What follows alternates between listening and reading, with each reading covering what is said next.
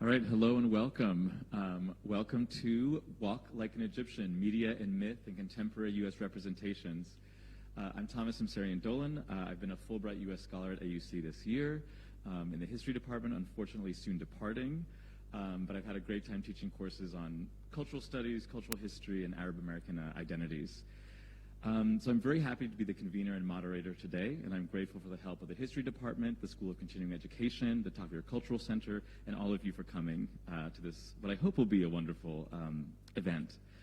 So I'm a scholar of, Middle East studies, but primarily American studies and American, diasporic communities from the Middle East.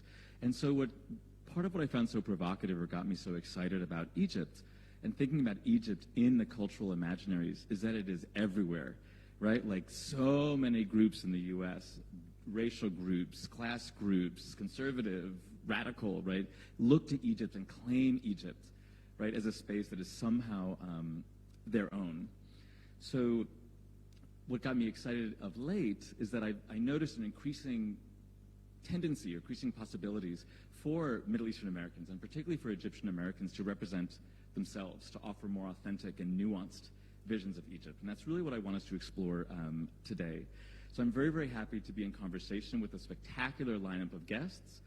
And I'm going to do a little bit of an overview, a little bit of lecturing, but really mostly focus on the conversations with people who are far more interesting than I am. And I know you did not come to see me. I realize that. A slight blow to my ego. So I'm going to talk a bit about activism, which has been really inspiring to me, new possibilities in representation. You'll also notice that there's a lot of cross-pollination and relationship between the speakers and the panels today, and we've divided them up roughly thematically to focus on Egypt on screen, especially in relation to comedy, writing new media, and some exciting new directions in graphic novels, journalism, immersive theater, and audiobooks. And finally, consultants who have helped make Moon Knight, directing more nuanced representations of Egypt from behind the scenes, as well as in front of the camera.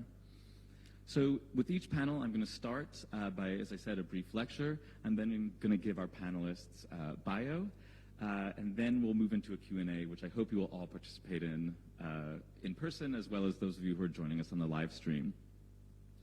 At the same time, and this is my dorky plug for history, as a historian, right, and a scholar of American studies as well as Middle East studies, I really want us to think with a range of cultural historical methods and really how much history can give us useful insight into the present, as well as thinking about categories of identity and representation and the multiple ways in which people make and kind of come to understand their identities, in this case particularly Egyptian and Egyptian American identities. I'm going to log on to the Facebook chat just to make sure that I see those questions now. I don't think I see the live stream, but I hope, let me just reload the page. Perfect, great. Oh, it's horrible, it's myself.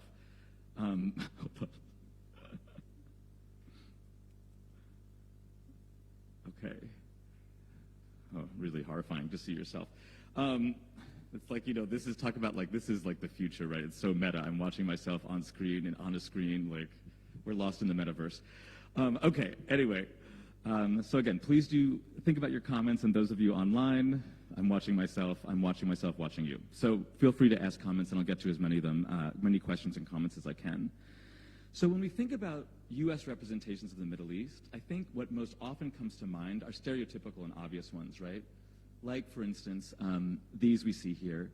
This is from the 2006 film version of a series of works written by Jack Shaheen, kind of who painstakingly documented negative portrayals of Arabs on screen.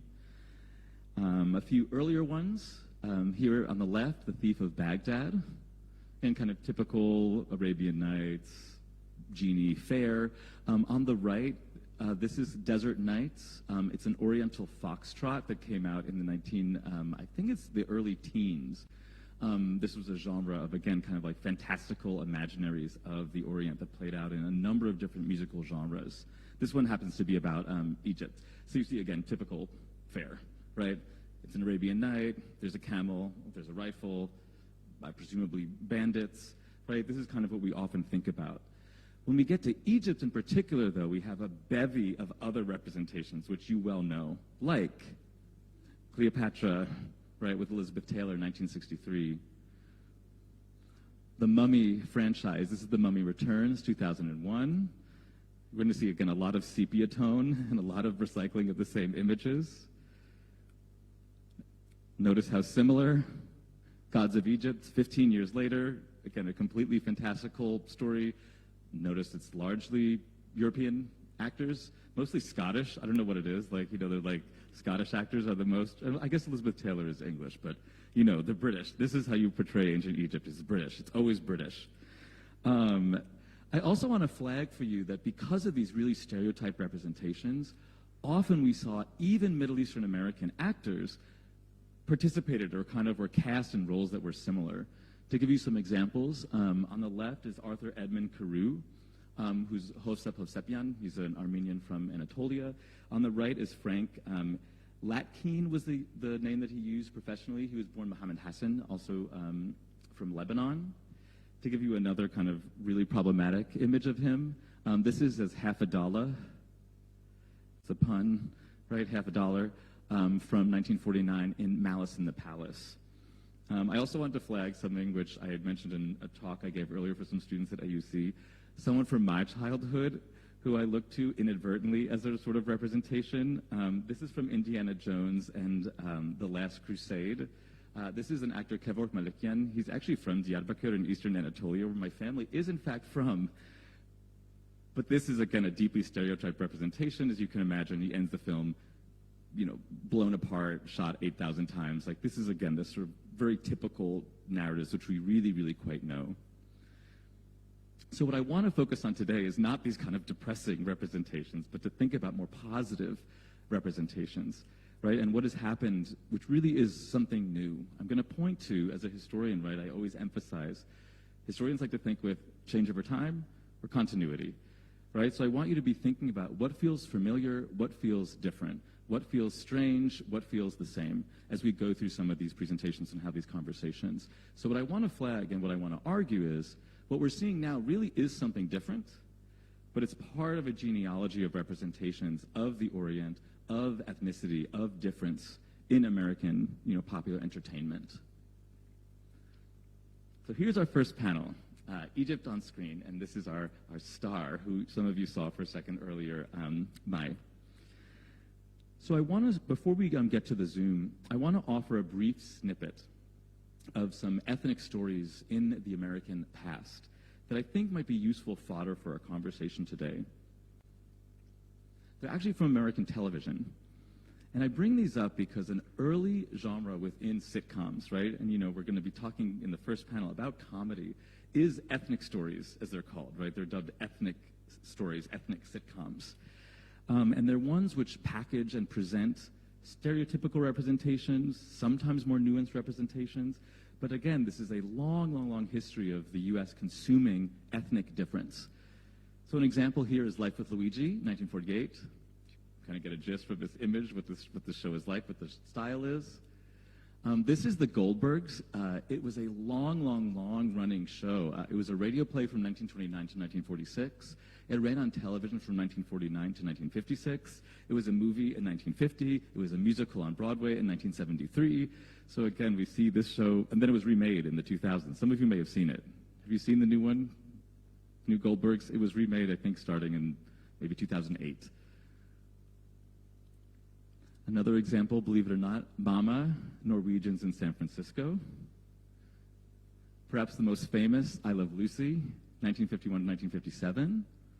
Here we see Ricky Ricardo. This is a favorite of my childhood. And we actually even see Arabs on screen. Do any of you know Danny Thomas? Some of you are of an age that you might know him. Some of you are so young, I am middle-aged. Anyone recognize Danny Thomas? He's a Lebanese-American actor who created the Danny Thomas Show, again, another long-running U.S. sitcom in which his identity, his Arabness, was on screen, particularly through an uncle character that was like, a recurring character who was like kind of stereotypical old country Lebanese. Another example, Good Times. I'm choosing this image both because I also like the show in syndication. You see baby Janet Jackson in the top right, which another person I really, really love. But I want to return to I Love Lucy and the Danny Thomas Show, because they were remarkable in that Danny Thomas and Desi Arnaz, who played Ricky Ricardo, actually took control of the means of production because they created their own studios. Right, so they created their own production houses, which meant that they were actually producing as well as starring in their shows. And that's, I think, what is the segue that I want to use to think about Mai's work, is that we see that she and new people on TikTok, right, on platforms that are much more democratic, right, in that they allow the content creators to also control their content. Not entirely, right, and I don't want to paint like an overly rose-colored or optimistic view about TikTok, right, or Instagram, or the, Meta, like Mark Zuckerberg's empire, right? There's certainly ways in which these are deeply negative, but I do want us to think with this earlier genealogy of actors who are able to control their production, and particularly we're working in comedy. Yeah, so that's kind of my thinking, my theme for the first panel. So let's segue into Zoom, if we can. Are we ready?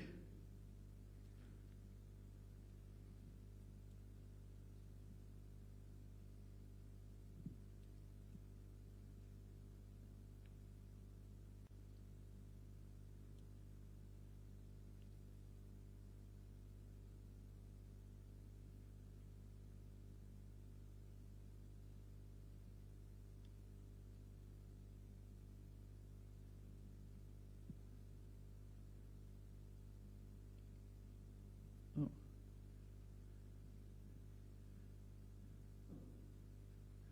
Okay, well, maybe we'll hold for a second. Does anyone have any questions so far about, again, the brief kind of TV interlude that I offered? I wanted to think back there. Again, I know it's like kind of out of, it seems quite distant to think about the 40s, the 50s, the 60s, right? But really my thinking was that this was a time when Americans are learning about comedy, right? And these ethnic stories are really pulled from, often extrapolated from or developed from vaudeville, right? So vaudeville theater, in which people similarly produced stereotypical ethnic stories, but the difference being that often vaudeville was inward looking, right? So you would have like a vaudeville that was in Yiddish or in Arabic or in Spanish or in Italian. Oh man, now we're really in the metaverse.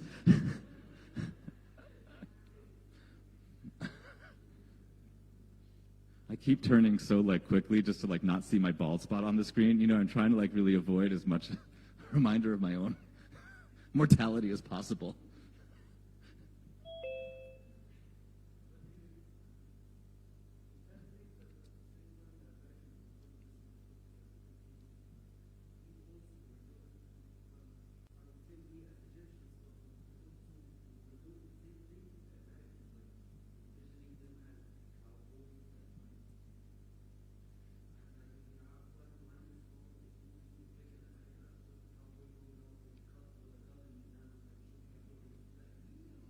Yeah, no, so hello, Mike, can you hear us? Oh. Yes, hello, hi. Hey! So Sorry. No, you're totally cool. We're fielding a question, a really important comment from the audience about kind of stereotypical representations that existed in Egyptian cinema, right, as well as in American kind of cinema, or TV in kind of mid-century. And that's a great point. And it's one which is really, this is the challenge of representation, right? When you represent difference in any way, it relies often on stereotypes, right? Particularly when you are portraying a culture that is not necessarily your own. But on the flip side, this is the point of entertainment, right? If I'm playing an alien on screen, I'm not an alien. Exactly, yeah. All right, Mai, so I was going to give just a brief bio for you, and then segue into questions, if you're good. Yeah, that's fine. Awesome. Sounds good. Wait, I see a question in the chat, which I don't understand. Okay, so Mai is a first-generation Egyptian American who dreaded getting up routinely in the morning for her 9-to-5 job. As a millennial, she showed an overwhelming interest in social media and always enjoyed making others laugh at her day-to-day struggles. She feels her calling is to shed light on her struggles and reach out to others with similar experiences. Aware of negative stereotypes associated with being Arab in America, she decided to set up a blog to counter such negative views and portray them in a positive manner through comedy. In order to do so, she brings her mother, who undoubtedly adds a fiery flair to the blog, which I love. By taking this duo to a stream of social media platforms, TikTok, Instagram, and YouTube, my hopes that humor will help enlighten others on her background and create content that will encourage women to follow their dreams and become influential for generations to come. And as another example of the exciting synergies and overlapping spheres for these panels, yesterday your brother showed me the new trailer for the superhero film, Crestar and the Night Stallion, in which you and your mother are featured, right? Yeah, and it's so exciting and really strange sometimes to be on projects with my mom. I know, we had a request for your mom. I don't want to, that must be, does that give you a little bit of, I don't know, an inferiority complex? Or are you like, what about me? Someone has to like me best. I put in all this work, but Momo Effet just shows up and says hi, and everybody just falls in love with her. And I'm back here sweating, creating content, editing, doing it all, and she's just like, I am the star, and everybody's in love with her. But with Crestar and the Night Stallion, it was a really cool project that we jumped on because it featured so many minority actors and faces of superheroes that we usually don't get to see here in America. And so my mom and I were super down. We were so excited. And it was a comedy too, so it felt like very natural to us to be a part of such a cool project. Yeah, no, I'm really looking forward to seeing it. And I meant to ask, where are you calling us from? I know you're in your podcast room, but where in the world are you? Because I know you're jet setting, and your brother was telling me you're in Dubai. I've seen clips of you in Dubai. But I think he's in Miami. Yeah, I don't like to stay in one place for too long. It irritates me. But right now, I'm living in North Carolina after I got married. I used to live in New York, but now I live in North Carolina. And that's where I am right now. Awesome. Well, so, because I know you've had such a unique path, towards your chosen career. I wonder if you could just, catch us up with, how did you get here? Okay, so it definitely was by accident. Well, let me not say by accident. I kind of fell into content creation. I didn't wake up one day and said, oh, I want to be a content creator. What had happened was initially me and Momo Effet had a jewelry business together. We would buy Egyptian jewelry like Nefertiti's and all this hieroglyphic jewelry and bring it back to America and sell it. Because it's one thing about me, I love Egyptian jewelry, and a lot of people here would ask me where my jewelry is from. So I just come to Egypt, visit, and then get the jewelry and sell it. So I would take hours upon hours taking beautiful pictures of jewelry and modeling the things and all this stuff. And me and my mom started doing shows where we would have stands and sell our jewelry, but I just turn on the camera, and when me and my mom are talking, record it and post it on my stories. And boom, every time I posted something with me and my mom just talking or arguing with each other or however we acted with each other, it would go the numbers that I put hours into, it would not compare to me just posting one time and it go boom. And so slowly I started posting more and more, and I was like, okay, you know what? Growing up, I really didn't find anybody I can relate to on social media. And this is why I guess the numbers, I started analyzing why it was doing so well. And I'm like, you know what? This is something that's missing. I don't see a lot of women in comedy. I don't see a lot of Arab women in comedy. I don't see a lot of Egyptian Americans in comedy. And so I started to realize why people were craving that. And then from there, I just never looked back. I quit my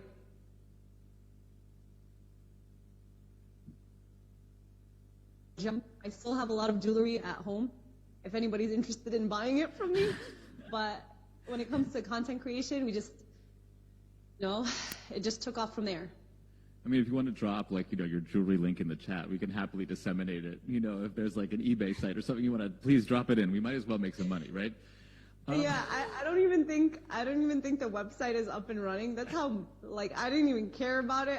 I have all this jewelry, but thank you for plugging it in, but I just don't even think the website is working. But it was just I was at a point in my life where I was working at a law firm. I was unhappy. So I created this company, this jewelry company, as an out. I wanted people to feel beautiful, enjoy our culture. And then I wasn't really good at it or wasn't really passionate about it. It was more of a hobby. And then when I started creating content, I felt like myself. I felt at home. I felt happy. People search all their lives for what make them happy. And when I found it, I held on to it, and I was like, I'm never looking back. Yeah, yeah. I mean, what a blessing, really, right? That you found content that people are, relating to, obviously. I was going to say, to follow up on what you were saying about, like the conversations that seem to be just you and your mom, like chatting, arguing, disagreeing, whatever. Like, part of what I find so compelling about your content is that, like, your family, your identity, but especially like the mundane, like everyday life in many ways is at the center of a lot of what you create. You're talking about curly hair and cooking and relationships, and like the struggles of kind of living in America in this day and age, but also particularly talking about your identity. But I love that it's so real, so, yeah.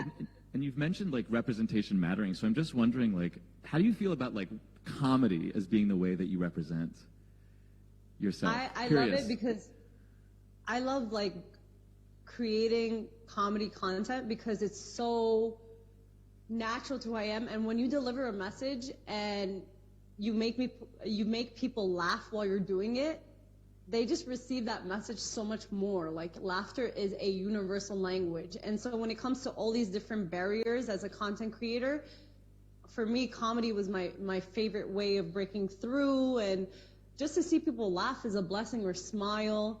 Not that everybody does for my content, but for the majority of people that do enjoy it, it's the reason why I post almost every day, and I'm pushing through with that. But yeah, I chose comedy because it's a universal language that even people across the world, even who are Egyptian or who aren't American, there's people that are Hispanic that are like, oh my God, my mom's the same way. Oh, my Indian mother is the same way. And it's so beautiful to see cultures all over the world have these similarities. There's nothing like it. Yeah, no, I think a lot of people relate to it, even though you're still being specific. You know what I mean about your particular identity. So, I'm wondering. I'm sorry. Can I add one more thing? Yeah, please. I think another message I would like to tell people is when it comes to content creation, it's not like this big complicated thing. It's not like I need a setup. Like, you don't have to have a beautiful setup. And why? Like, I started just holding my iPhone and just having those relatable conversations, or sharing how I felt in a certain moment. And so, like, with social media, I think what the beautiful thing is, you could be yourself. And it's a simple way. You just turn on your camera and you post, So it's a beautiful thing to share your voice and see so many other people connect with it. Yeah, no, I love that advice. And that was another question I wanted to ask, if you had advice for other aspiring young, content creators or comedians. Maybe to flip that around before we get there, what are some challenges that you faced? Or any things that you feel like are not so easy in terms of content creating? Have you faced any, like, disappointments or challenges? For sure. I think when you do comedy, it's hard for people to take you serious in a certain light. And so, yeah, you're making people laugh, but it has to get to a point where you can also share like your struggles and people take it seriously. And especially people in the industry. Like, I try a lot of projects where I get involved in mainstream media, for example, or go to mainstream events. And I've went through so many things where it comes to like the treatment of how I get treated as a TikToker versus like people in the carpet. I've had a bunch of problems that usually center around like people not really valuing what I do or understanding it.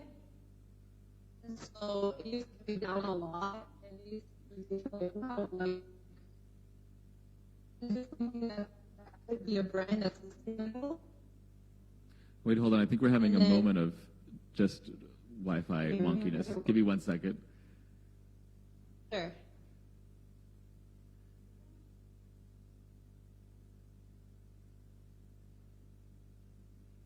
All right, I think we're good. Sorry, it cut out a little bit as you were talking about, like, kind of the ways in which people are looking down on or not, like, giving you your due because you're in a particular genre, right? Or not taking you seriously by virtue of being on, TikTok versus other mainstream medias and those kind of, like, this is an interesting question about, like, these genres connecting, right, or kind of coming into contact, yeah. So sorry, I didn't mean to interrupt you. We just lost you for, like, a second there. No, it's fine. It's fine. No, I was just sharing, like, it's hard for people, in the industry to take somebody who does content creation serious because it is also a new form of expression. So it's harder to get booked for, like, bigger roles or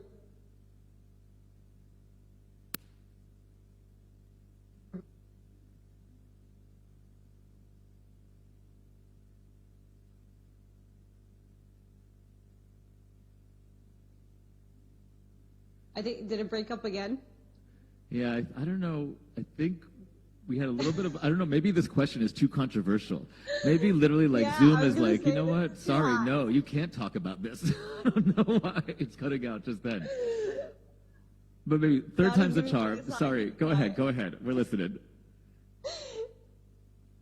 I'm going to try one more time, and if it doesn't work out, God is telling me to be quiet.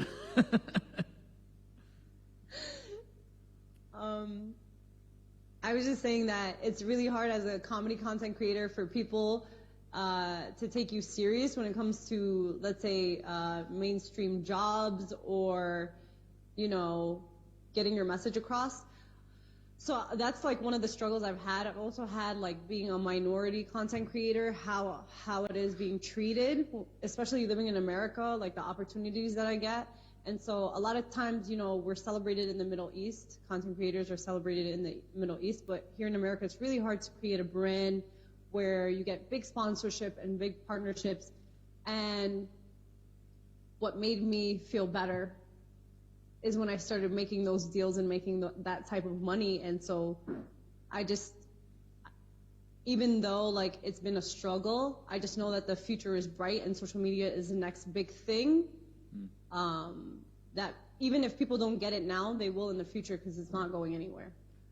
Yeah, absolutely. And I'm wondering, you mentioned some of the challenges you face, certainly, like, as a minority content creator, are there any people that you look to in the industry as being inspirational, either contemporary or any people in the past, any comedians that you look to in the past as being, like, particularly inspiring?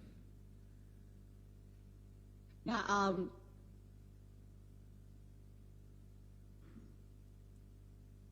sorry, it broke up a little bit. Oh, sorry. I was just saying, are there any other content creators or kind of previous comedians that you look to for inspiration? So originally when I started content creation, my current husband, my husband at the time, wait, this doesn't sound right. Yeah, let's start over. Hold on. It's coming. The sentence is coming. So, my husband is that how you say it? My husband is also a content creator, and in 2018, when I just started creating content with my mom, I got inspired by him actually because I would see how he affected people through his content. I would see people coming up to him and thanking him for all the knowledge that he dropped online. And so I would see how he had a positive impact on his community, and I wanted that for myself. I wanted people to come up and appreciate and watch the videos that I was doing. So that was a big push in the beginning. But now, as of content creators, I remember when I first started, Liza Koshy. She was like a female who dances, is very quirky, out there, doesn't care, and she was like one of my big inspirations. I would watch her, and I'd see her on big billboards, and I'd look at her, and I'm like, wow, I want to be just like you, ma'am. And I love that she was in comedy doing it, because a lot of times it's really rare to see a minority woman doing comedy and making it big.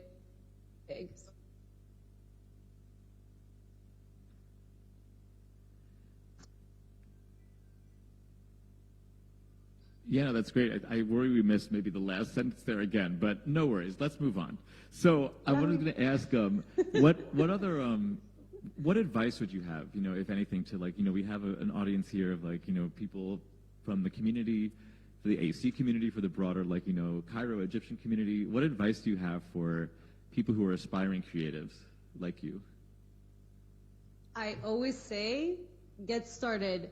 Don't tell me, oh, I don't have the right camera. Oh, once my friend comes and records me next week, or I didn't eat this breakfast, so I can't record this video. You have to just get started. There's so many excuses you can make, and you got to start somewhere. And when the numbers aren't a million in the beginning, you have to be strong and you have to be really passionate about it. And it's something that you have to consistently do. I have ups and I have downs, but for me, the most important thing is being consistent and being present and showing up. So for any content creator, doesn't matter if no one's supporting you right now, I say get started and just go, be yourself, have fun, enjoy it.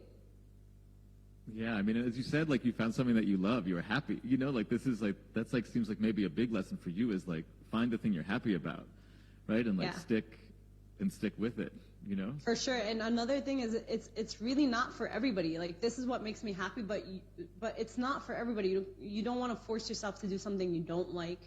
But if it is your calling and if it's something you want to do, everybody sucks at the beginning when they try something new. So if you suck, just keep going. I mean, if it's 3 years and you still suck, maybe you need to reevaluate. But I'm saying, in the beginning, just keep going and try, experiment. You're going to be in so many different rooms.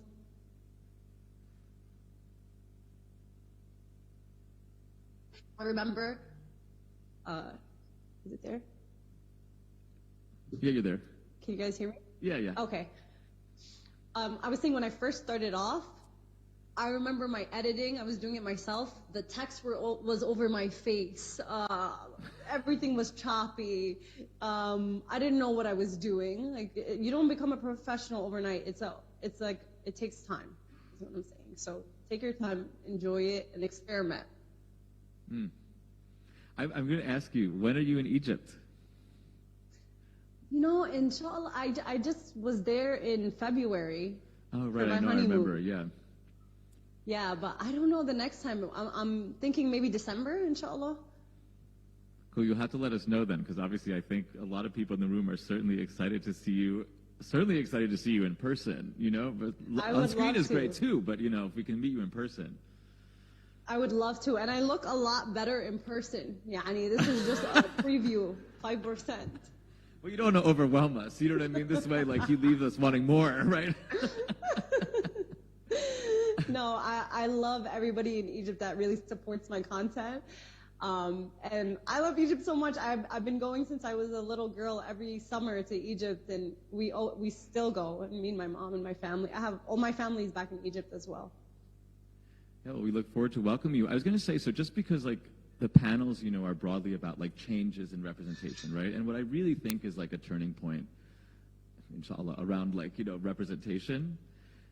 What do you see changing in terms of how, say, Arab Americans are represented, or what do you see changing? I see at least a moment of possibility. I hope you share it, but I'm curious what you see changing or what you see as obstacles that you still want to tackle. I definitely already see changes. I've been doing this for 3 years, and I know when I first started, no one really cared about diversity, or including anybody. Now, in this day and age, everybody wants to get a piece of that minority pie. Everybody wants to see your culture, and you're specifically hired to represent where you're from. So for me, this year has been a big changer because Meta's had a lot of cultural series that I've been involved with. Adobe, I did a sponsorship with them for women and minority women who were creative. So there's a lot of,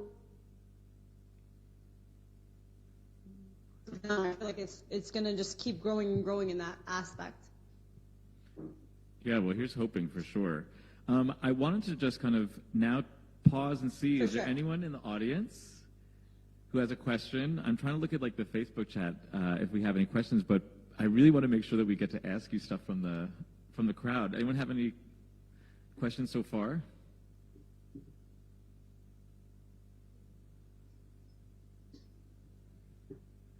It's okay. If Mama Fat was here, they'd probably have a question. No. We do have one actually. Yeah. Here, hold on.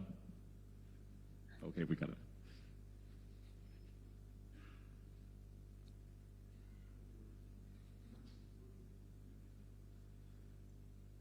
One second. Hi. I had a question when it came to representing Arab Americans in movies and like in Hollywood. Do you think social media had a role in, for example, choosing Mina Masood to play Aladdin in the movie? Well, it was something that came from Hollywood itself. Was it like pressure from social media in the States? I'm not really sure if it was pressure from social media, but I know that the people now are in control of their voices and their opinions and who they want to represent them in roles. And so I think that's a major push. Social media, you know, I'm only popular because people support me. And so it's like your voices that are heard. And so I think social media and people being in control of their own narratives and their own phone and being able to share their stories and their opinions is what made people push for like more representation. Thank you. I can offer a little bit of a follow-up there. I mean, and I'll be talking later about activism coming from the community, right? Particularly because our third panel is with consultants, you know, who worked on Moon Knight. And I can say that I have particular beef. This is all, like, who's watching me right now? I have a little bit of beef with Aladdin, but I think you're right that this is something which, like, it's a mix of, I think, like, on the one hand, holding, like, the studio's feet to the fire and saying, yeah, you need to have more diversity, you know? It's certainly, May, I don't know if you remember, I mean, I think I'm older than you, but, like, the first Aladdin came out, right, and the lyrics, like, there was pressure from the community, an outcry from the community about lyrics, right, about, like again, Agrabah, which is not Baghdad, right, like, being barbaric and being violent, and, you know, so there's a moments of pushback that do come from the community, but I think there is a shift. I don't know if you agree about, like, you know, executives who now want to do right, but often don't always have all the tools or the knowledge. What do you think? I definitely agree, and that's another struggle in social media. You're dealing with like old mentality of thinking and structure versus like the new. But I really feel like the trend now is going towards more minority, more representation, because nobody wants to see the regular same cookie cutter images that we always see in the pretty girls, a white blonde lady that's just like the typical image of beauty. Like, nobody wants to see that. They want to see who they can relate to. They want to see who the story is really about. They want to see the relatable moments and the culture behind the story. Yeah, no, I think it is super interesting. What is the primary, we have another question from the audience, but I wanted to ask you, what do you see as being like a misconception around either Arab Americans or Egypt or like your identities that you find? Is there anything that jumps out as like, this is the misconception I'm constantly dealing with, I'm constantly addressing? Yeah, as a Muslim creator as well, it's just that ideology that I have no opinion, I'm trapped, I don't have any freedom, you know, a strict family. It's just like I can't speak up as a woman. There's so many different layers. But for me, as I said, doing comedy, I was able to be loud. I was able to be myself. I was able to show my mom, who's an older generation, and me, and how we're both on social media, older women and me, you know, like sharing two different perspectives. So it's been very liberating when it comes to social media for me. Yeah, and I love that. Now we have a question from the audience, please. Well, thank you for sharing your experience. We appreciate it. My question is, do you have specific analytics on who your followers are? So do you think the majority of your followers are Middle Eastern Americans or kind of mainstream Americans? So do you have detailed analytics. And in terms of your messaging, is it mainly just comics and entertainment, or do you have a particular message that you want to put across? And now that you have that platform, do you want to use it for a particular cause or purpose? Thank you. I know these are kind of several questions in one. Thanks. Yeah, I'm gonna try. I have really bad memory, and I will try to break it down one by one.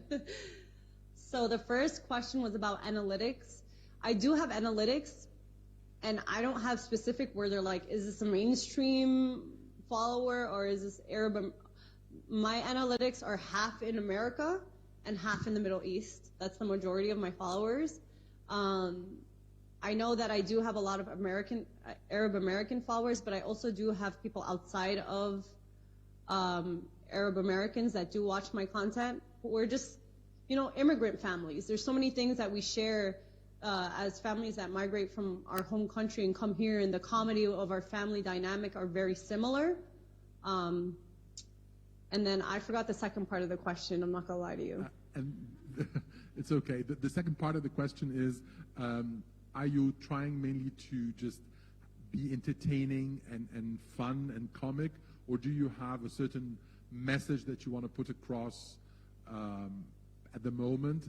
And if not, do you want to use that platform to kind of communicate a certain message?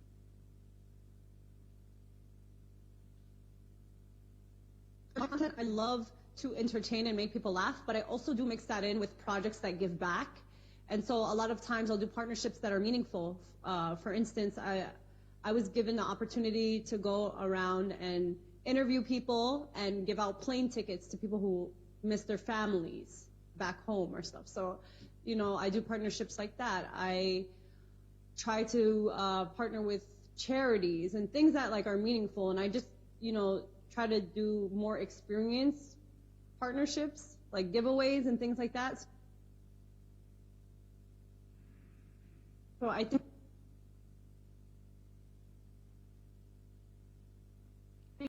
as a creator, you have and making people smile. That's my favorite type of content. Great, thank you. It cut up, right? A bit. But No, don't worry. I think we got to know the brunt of that question, though. But I was going to ask, we have a leading question from our Facebook chat, which is from Marwan. How has your family supported you through your social media career? Of course. So Marwan is my younger brother. So he's just looking for credit right now. Okay, so an important thing is I think in the beginning my family thought I was crazy. They thought I was insane. They thought I was a wild person just creating funky videos. But slowly, when me and my mom started working together, well, my mom first thought when I was doing social media, she thought I was posting bikini pics or the regular thing that an Arab mom thinks when you're on social media. I don't know, her brain went somewhere left. But when I started creating videos with her, slowly she started being more supportive. And then when we started partnerships and making money, she's never been more supportive. She's been very, very supportive. The money made her very supportive. But my family overall, they're very honest with me, and I think that's the biggest support. They tell me if something's wrong, if something's off. If I have any events or anything, they're always the first people there, and they're my biggest supporters. I love them. Yeah, I love that. Family is everything, and certainly in an Egyptian context, right? Family is important, right? This is real, right? This is stereotype, but this is real. I have a question, because so often we think about social media as being something that is lost or even dangerous, right? I think of my parents, at least, or on social media, and I'm like, oh God, what a nightmare. This is terrifying, or and we see so much we see generations engage social media in such different ways. You seem to have found a way to connect generations through social media. Do you think that what is the advice that you would give? Let's say I want to better connect with my parents on social media, or help my parents better understand how I engage social media. What do you think about like the technology? How can we better like integrate that across generations? That's a really good question. I will say, because I'm more tech savvy, obviously, than my mother, I try to explain like the process of the things that we go through. Because a lot of times when I'm like recording a video with her, she thinks that it's like boom, okay, drop it. But it's like, no, there's a process. You edit, you have creative ideas. There's a schedule. There's so many back end things that that doesn't run through her head. So when she started being more familiar with the process and understanding how things work, she has her own Instagram page, she has her own TikTok page now. she blogs herself, but it's a process where it takes a lot of time, it takes a lot of effort, and a lot of patience. A lot of times I wanted to pull out my hair, but I think bridging the gap, you're gonna have to spend time with your parents or whoever it is to really show them what happens, and then let them free, let them go experiment. Like, my mom can tell you how to use WhatsApp with her eyes closed because she's on it every day. I mean, WhatsApp, though, this is a way of life. That one I understand. But yeah, no, I mean, you're inspiring me, but I'm also kind of terrified by this charge to teach my mother how to do. You should be. You don't know my mother, but trust, we should all be afraid of this. I'm wondering, are there any other questions from folks in the audience? We have one up here. Can I grab a mic, please? Well, I'll give you here. Oh.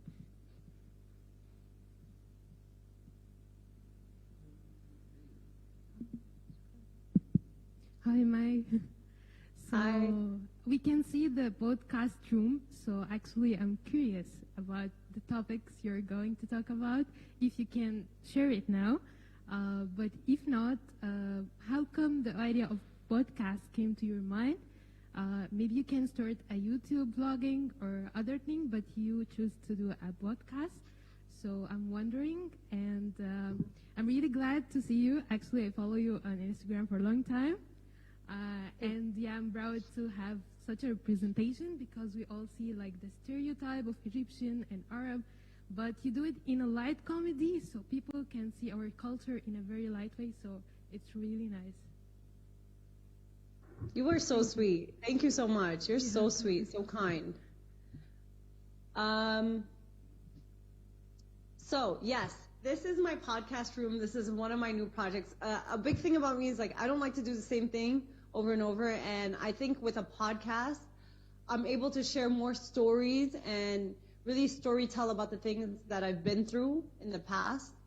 A lot of the new podcast is going to be about having big content creators or entrepreneurs or business people on this podcast and having a genuine conversation, so you get to know them on another level that you don't get to see them through a 1-minute video that you see online. You get to hear more of their backstory, more things like what we're doing now, where we have conversations and open up the barriers and the gaps between all types of genres. And so for me, my podcast doesn't have one topic, but I just want to deep dive with the person that I'm with on my podcast and really get to know them on a deeper level and have fun. Okay, like, I chose podcasting because for me, I love to talk. Nobody ever stops me. I can't stop talking. I can't do it. So I'm excited to try this type of content, and the videos, it will be live videos that will be uploaded to YouTube, so it'll have a lot of different, I can also take those clips and drop them on my Instagram and TikTok. And so a podcast is a way to use my content and drop it in different forms. And yeah, I think that's everything I have right now. Thank you. Also, thank you so much for your support. I really, really appreciate you. Thank you for the compliments. Thank you, Habibti. You deserve it. Thank you. Any other questions from the audience now? I was going to ask, I know we have like Crestar, we have the podcast. I don't know if you can tell us everything, but what else is on the horizon? So we're waiting for your trip to Egypt in December, but what else are you working on? What else are you excited about, sinking your teeth into now? So I have a lot of projects upcoming. I have one of the biggest partnership deals I have with entertainment. So it's like how do I explain this? I have a lot of partnerships coming this year, and I'm also going to be in Dubai in December, giving a speech on it's like an event it's expo for content creators. So they're gathering top content creators all over the world, and I'll be speaking at that event. But as of now, the podcast is really what I'm looking forward to, and seeing all you beautiful people on social media as well, and dropping new content. And only because I love music. And we often get the question, what are you reading then, right now? But I actually want to know, what are you listening to? Oh, I've been addicted to Sah Sah by Nancy Ajram, like the past week. That's my new jam. No, I love it. I mean, seriously, I walk down the street singing to myself. So, I mean, I'm trying to switch things up and say, all right, what are you listening to? So that's your soundtrack, the soundtrack. That's my soundtrack right now. I also love, like, a lot of African music. It's like cool beach music with beats. Those are my two top genres right now: Nancy Ajram and African music. Yeah, love it. Awesome. Any parting thoughts for us? Any last advice before we wrap up today? I just want to be conscious of our time and give everybody a brief bio break before our next panel. But any last thoughts for us? I really appreciate everybody listening to me, and this is a beautiful thing that you're doing. You're allowing people to get different perspectives. And yeah, I feel blessed talking to all of you, and I thank you guys so much. And I hope you guys will follow me on the new podcast journey or on my TikTok and Instagram. And thank you guys. Well, I know we will. And remember, you're going to drop that jewelry link. Right? So that's the follow-up for everyone, right? Oh. Although I guess people in Egypt don't need to buy Egyptian jewelry. They don't need it. From North Carolina, maybe. That doesn't make sense. But, you know. Anil Khalili is exactly. right there. Down the street. Yeah. Awesome. Well, thanks so much, Mai. We really, really appreciate it. Can we all give a little round of applause, if you can hear it? Thank you. Thank you. Awesome. Brilliant. Thanks so much. Well, so now let's take a quick 5-minute break, and we'll come back for our next panel at 7:45. Sound good? And Mai, thank you again so much. I'll look forward to seeing you stateside, inshallah. Yes. Inshallah. Thank you for having me. Thank you Bye-bye. so much. Thank you. Thank you. Bye.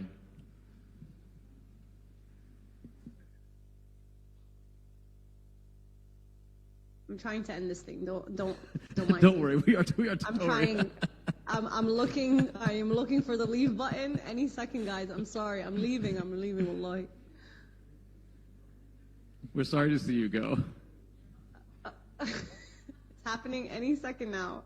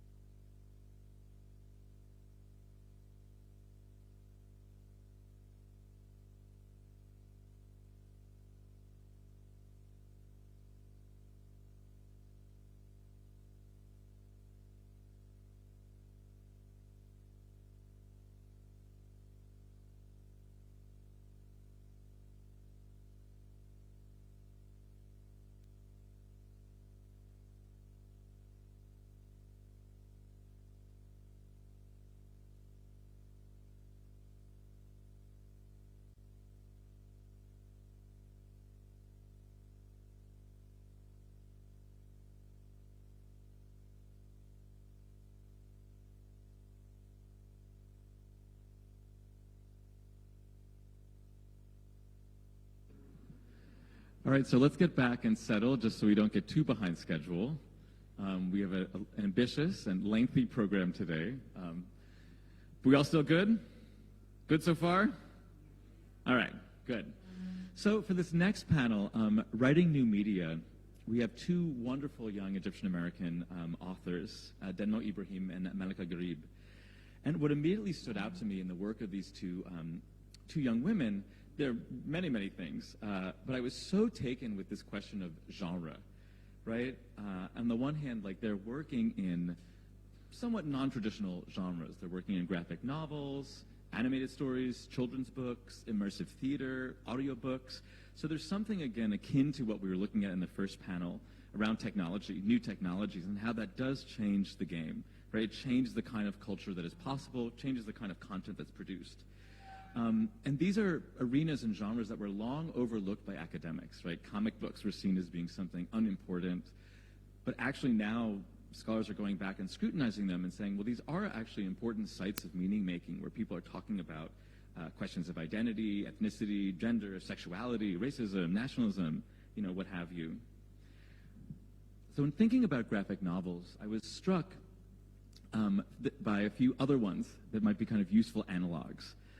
This is Persepolis. This is the film version in 2007, originally a graphic novel, a series of graphic novels, telling the story of Satrapi's family's emigration from Iran.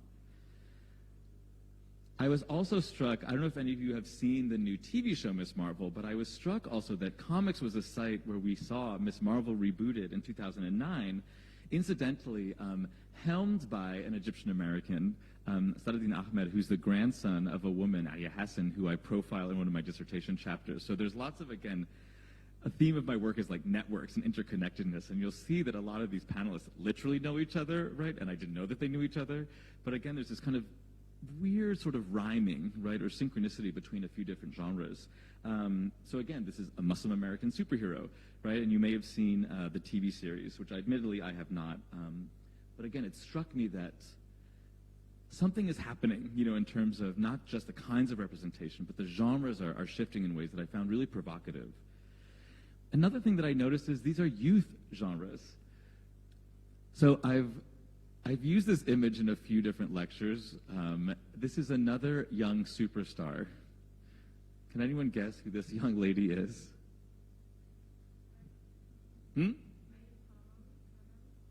Good guess. It's not Mai Kalamaui, no.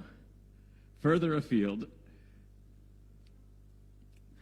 It's actually Shakira. So this is baby Shakira at Arab Week in Barranquilla in 1985. But I bring this up both because another chapter is about Shakira, and like I study Shakira and particularly Arab communities in Colombia. But I was really struck that these young women are working in genres that seem to be for children, right? They're comic books, graphic novels, but really they're teaching us something quite profound, right? You know, and they really speak to identity in ways that are profound and really, really quite moving. Just to give you another example of, again, new media, youth, coming of age. This is a popular Colombian YouTube channel, Alito and Masai, telling the story of a Lebanese immigrant and his Colombian wife. So I was kind of struck that, you know, I bring up these examples because both the writers that we're going to hear from engage coming of age really so beautifully. I mean, if that's a thing, the challenges of growing up, I feel like I'm still trying to like grow up and figure out what I want to do like when I grow up, which is, I think has sort of happened in spite of myself. But I want us to think, again, as we look at these panelists, okay, so like, what is it about these genres? What is it about youth, about coming of age that seems to also be an interesting and productive space for people to think about new ways of being Egyptian American that are not stereotyped in the ways that we've seen in generations past. So let's bring Denmo and Malika on screen, if we can.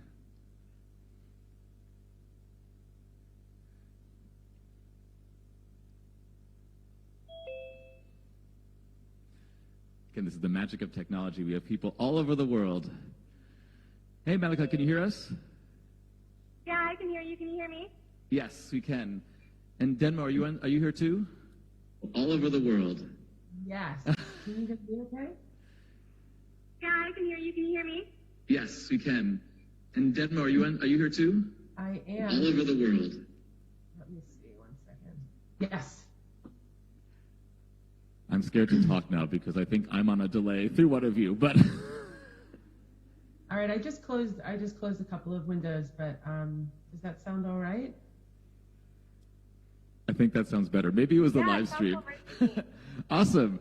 Well, thanks so much. So I'm just going to give quick bios for both of you, and then I really just want to jump into the conversation. We just had a great conversation with Mai of Mai's Vault, and talked about TikTok, new media, and again, the kind of really cool content that she is creating and driving herself, which you guys are also doing.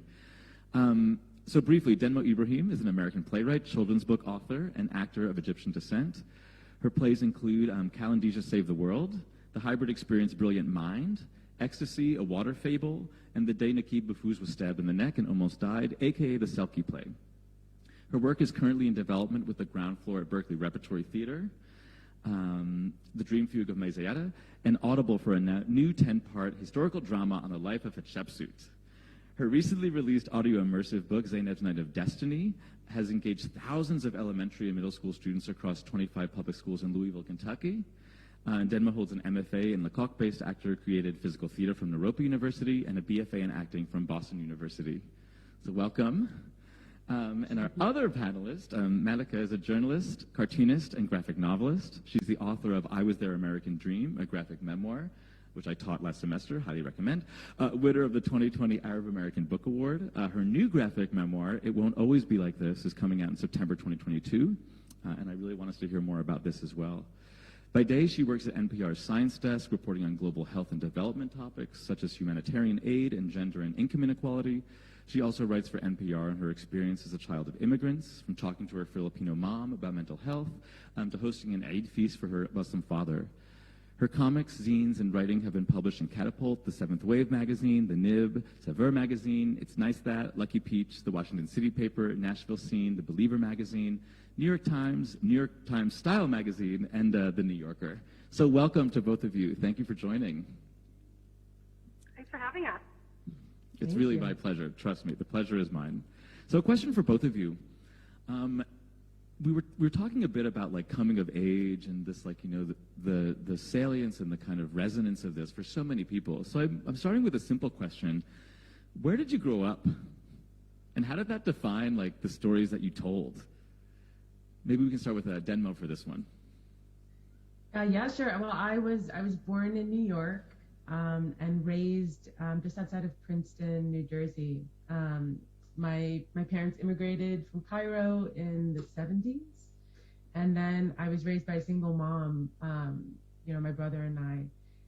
And so, it's interesting growing up in the States, especially as a kid, you just want to fit in and you just want to assimilate. And so, at least in my experience, there was a real sense of gravitating towards the American identity. And it wasn't really until like later in my life when I went to college and I started meeting other people that even the questions of identity and the hyphenated experience started to come up.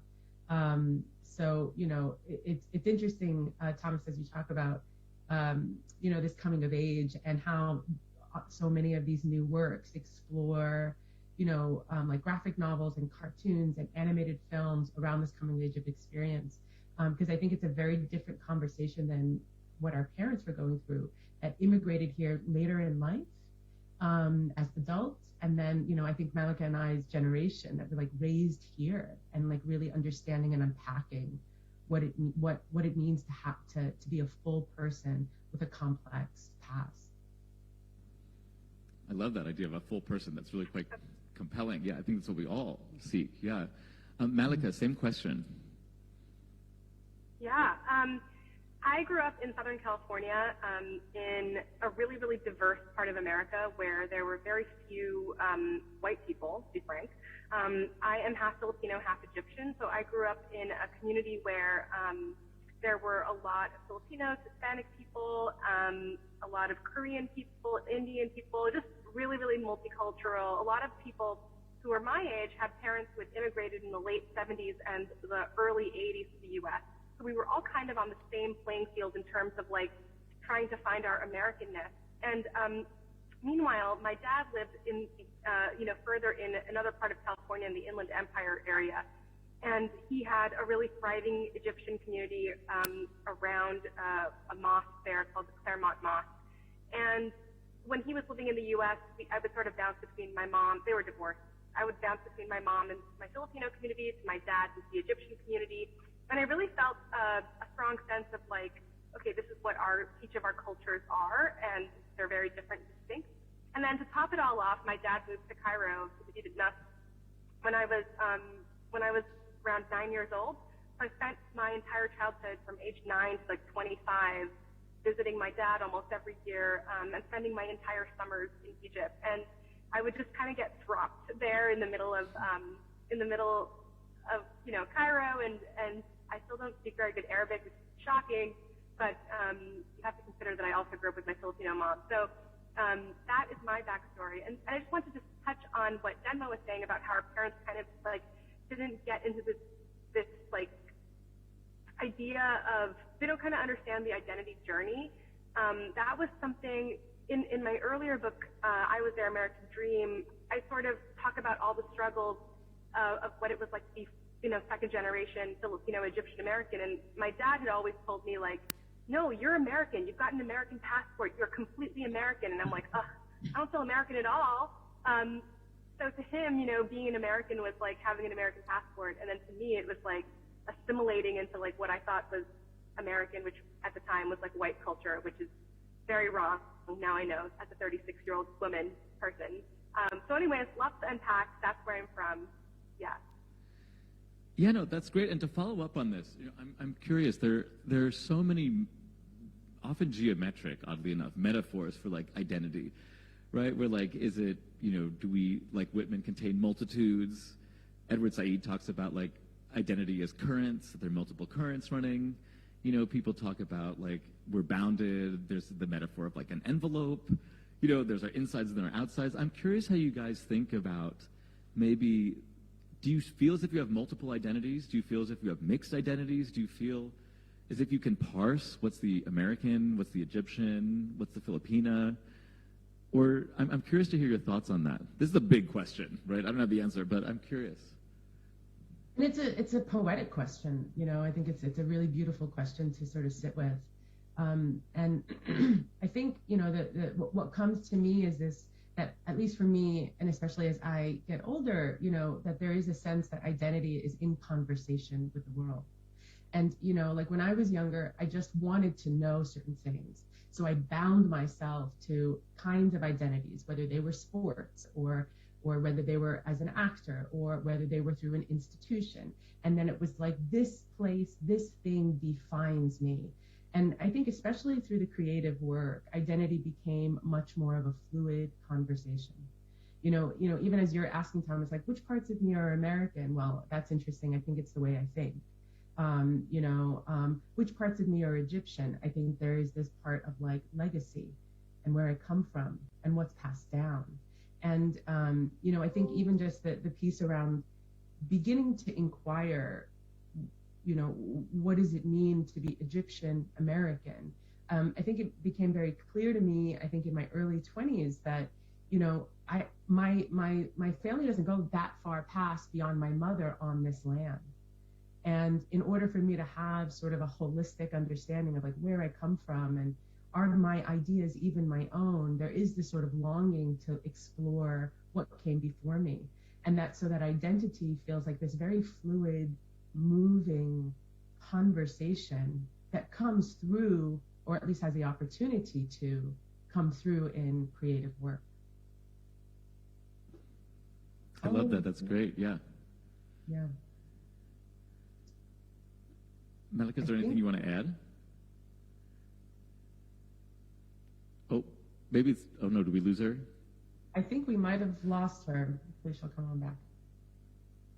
Well, then, okay, to follow up on that, I mean, I'm thinking about, as you were talking, I was reminded of, so Kimberly Crenshaw's work on intersectionality, which is like now become like super in, right? But one of her insights is both that our identities are multiple and intersecting, right? And that we are never a single unitary thing, right? But also that our identities are always contextual and contingent, meaning, hey, Malika, we got you.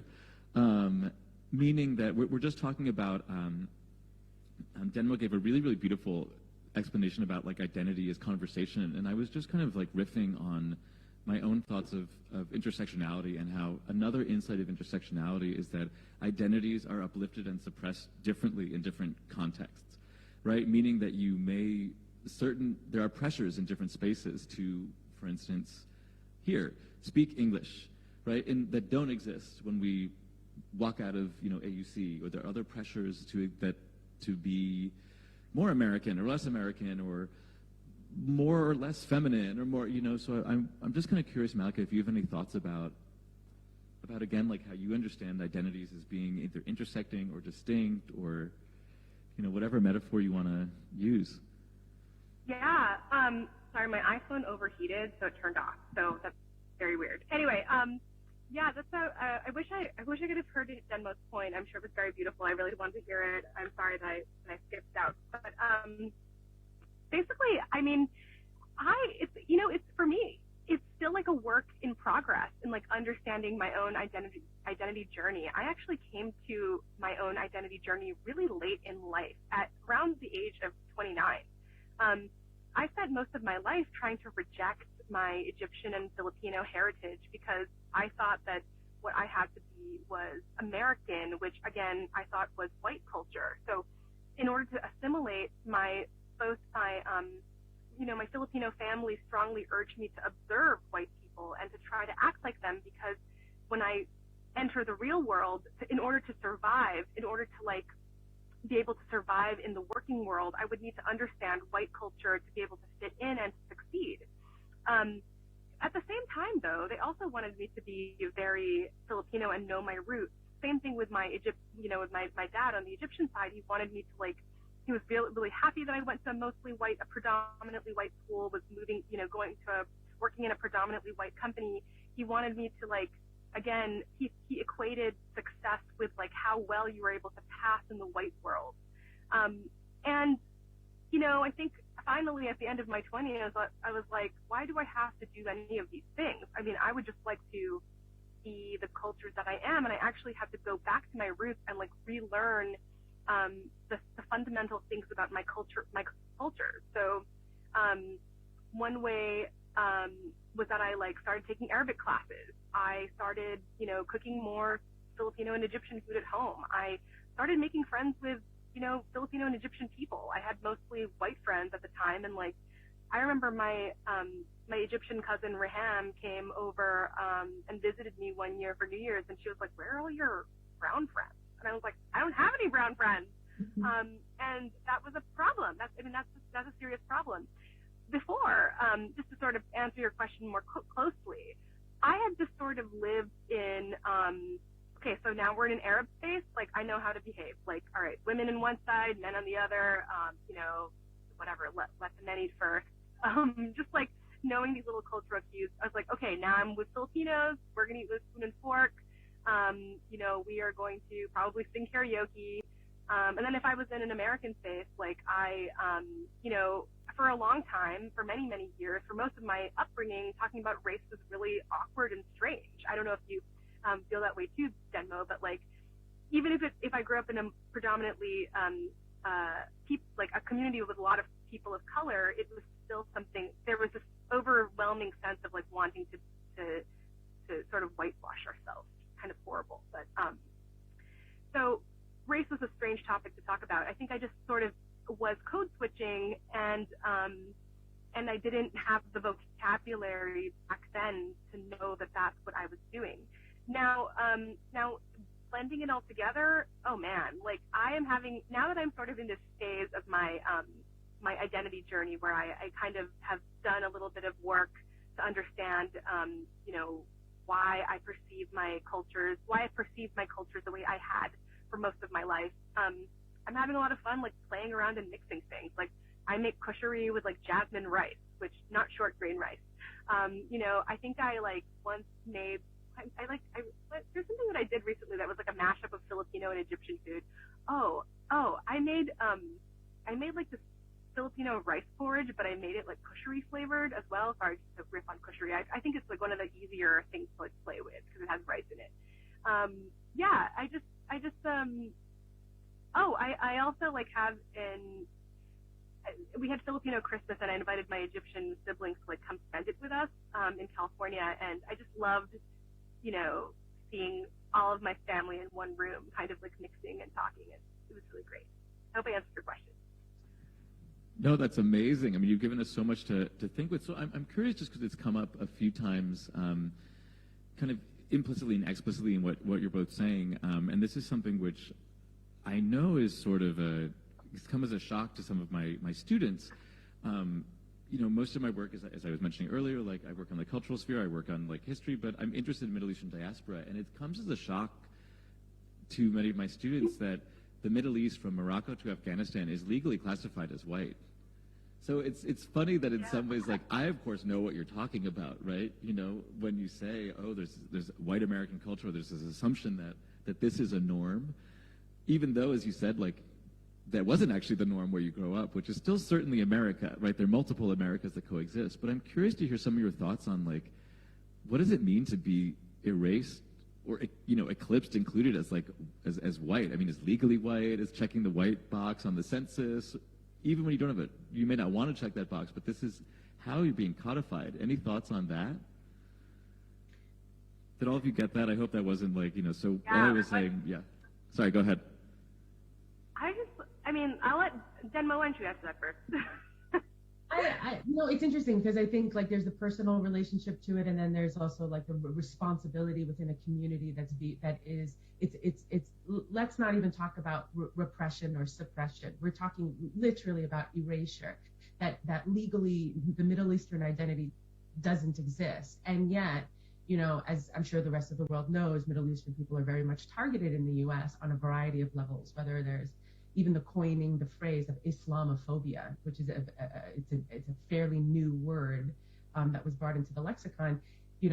Whether it's religious or it's the image of an Arab or the image of a Muslim, or whatever those things are, there's a lot of complexity with it. And I think the challenge that a Middle Eastern space isn't reflected on the census has a lot of repercussions for the society in terms of funding, in terms of representation, in terms even of a lot of organizations wanting to have diversity reflected in their hires or their student body or their libraries. But diversity is defined by the US government, and that includes what's being represented, and that includes like what kind of representation that means. So it's really complicated that still to date, the Middle East is classified as white. I think we have 6 boxes, and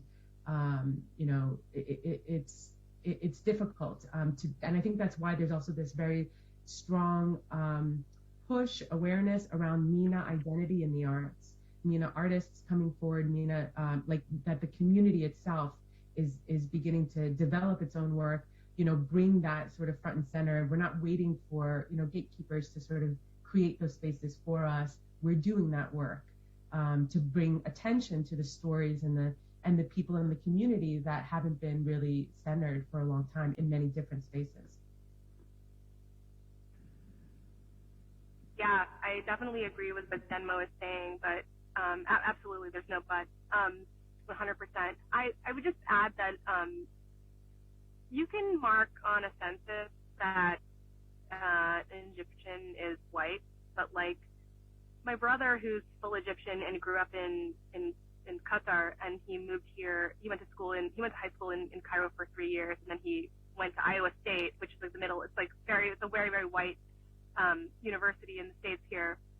And he was saying to my husband, he was confiding in my husband, which I'm now confiding to you. He was saying that I just wish that I was a little bit lighter skinned so girls would like me. He's 20, okay? And he's already I think he's very self-conscious about his Arab features. He's got really, really curly hair and thick eyebrows, and he's very light skinned already, but he's got very dark Arab features, and there's a difference. There's a difference in the way that you look, the way that you were raised, the way that you were brought up, and marking a box will not make you magically white, just like having an American passport doesn't magically make you quote unquote American in the eyes of of white Americans. I think that whiteness, for all the things that Denmo was saying, like, we need to create a special box just for Middle Easterners and Arabs, just so we can see our true number of how many people there are in the United States that, like, rally and do more things together politically and protect ourselves and create policies that help us and support us and really show our strength. But yes, I think, and then also in the Arab world, there's this like wanting, like, whiteness is beauty as well, which is like sort of a different topic, but being fair-skinned and having like light-colored eyes is like really a real prize in the Arab world. I mean, I think there's a kind of like, there's a fetishization around still this sort of like Eurocentric identity. And that is in the States, it's abroad. And I think, what's interesting about like the Egyptian American part is like, Malika and I were raised here. And, I think that sort of desire to be more white than Arab probably started at a very young age. And that our trajectory, it seems like, is more of this like desire, longing of bridging and returning back to a cultural root instead of perhaps what our like parents were striving for, or, that longing of like what we uphold as a beauty standard, or as even in an intellectual standard, or a high art standard of something that is more mainstream. Yeah, everything Denmo said. Yeah, no, thanks.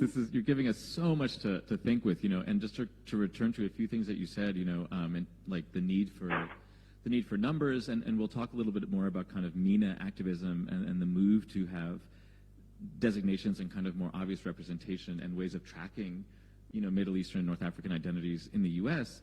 It is that Mai said, like, she knows that a lot of her followers are American, but only recently is MENA being tracked by people in like the culture industries as like this might be a demographic that like you could court this demographic, it might actually spend money, or this is a demographic that should be included in diversity initiatives. So there's a lot going on here, which we'll kind of come back to in the next panel. And the other thing I wanted to come back to was your sense of like sort of whiteness, right, or like identity, as this is not monolithic in any space. Right, like there's ways in which, like, whiteness is understood in particular ways in the U.S. It's also understood in particular ways in Egypt, right? Or, when I didn't have blue eyes, my family, I think, had like a funeral. They were like, "Oh, you've ruined this like line of like blue-eyed Armenians that like this is what we're supposed to look like," right? Because it is so fetishized. But I'm curious because you mentioned looking back, like both of you, this idea to kind of return that was like cross purposes with your parents, and I think there's sometimes a tendency among immigrants, among their children, to understand like the past as being frozen in time, right? Or as like Egypt is an actual place that is one thing, that is not as complicated as America. And I'm using this as a segue to think about our next panel that's intentionally bridging ancient Egypt and contemporary Egypt. So I'm just curious, do you have a sense of like, how have you seen Egypt change? How do you see that as being something that is not static, and not something that you look back to, that is still like, you come every summer, like it's a different Egypt every time, right? Any thoughts on that? I mean, I'd love to hear what Malika has to say, especially because that sounds like it's been such a big part of your experience of like going back to Egypt again and again. I think, for me, I've had regular visits to Egypt and then many, many years where I didn't. So I think, it's interesting.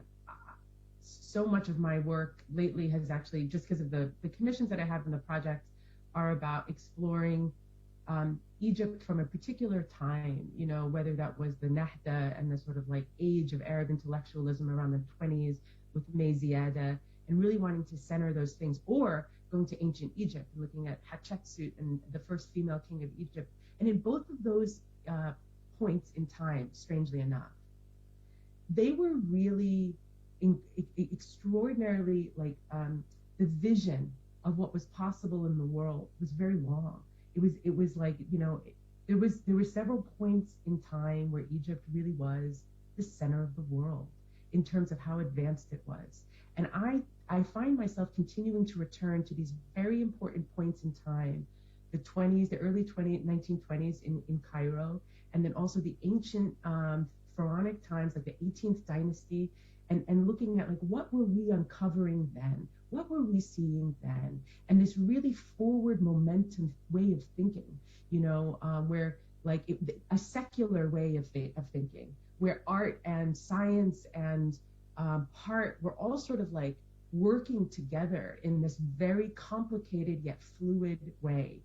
So that's sort of where my mind goes in terms of what is Egypt to me has never been frozen in time, but becomes a reference point for times where everything felt open, where the way of thinking about things felt very intersectional. I know we say that a lot. It's a very hip word, but like truly all avenues were open.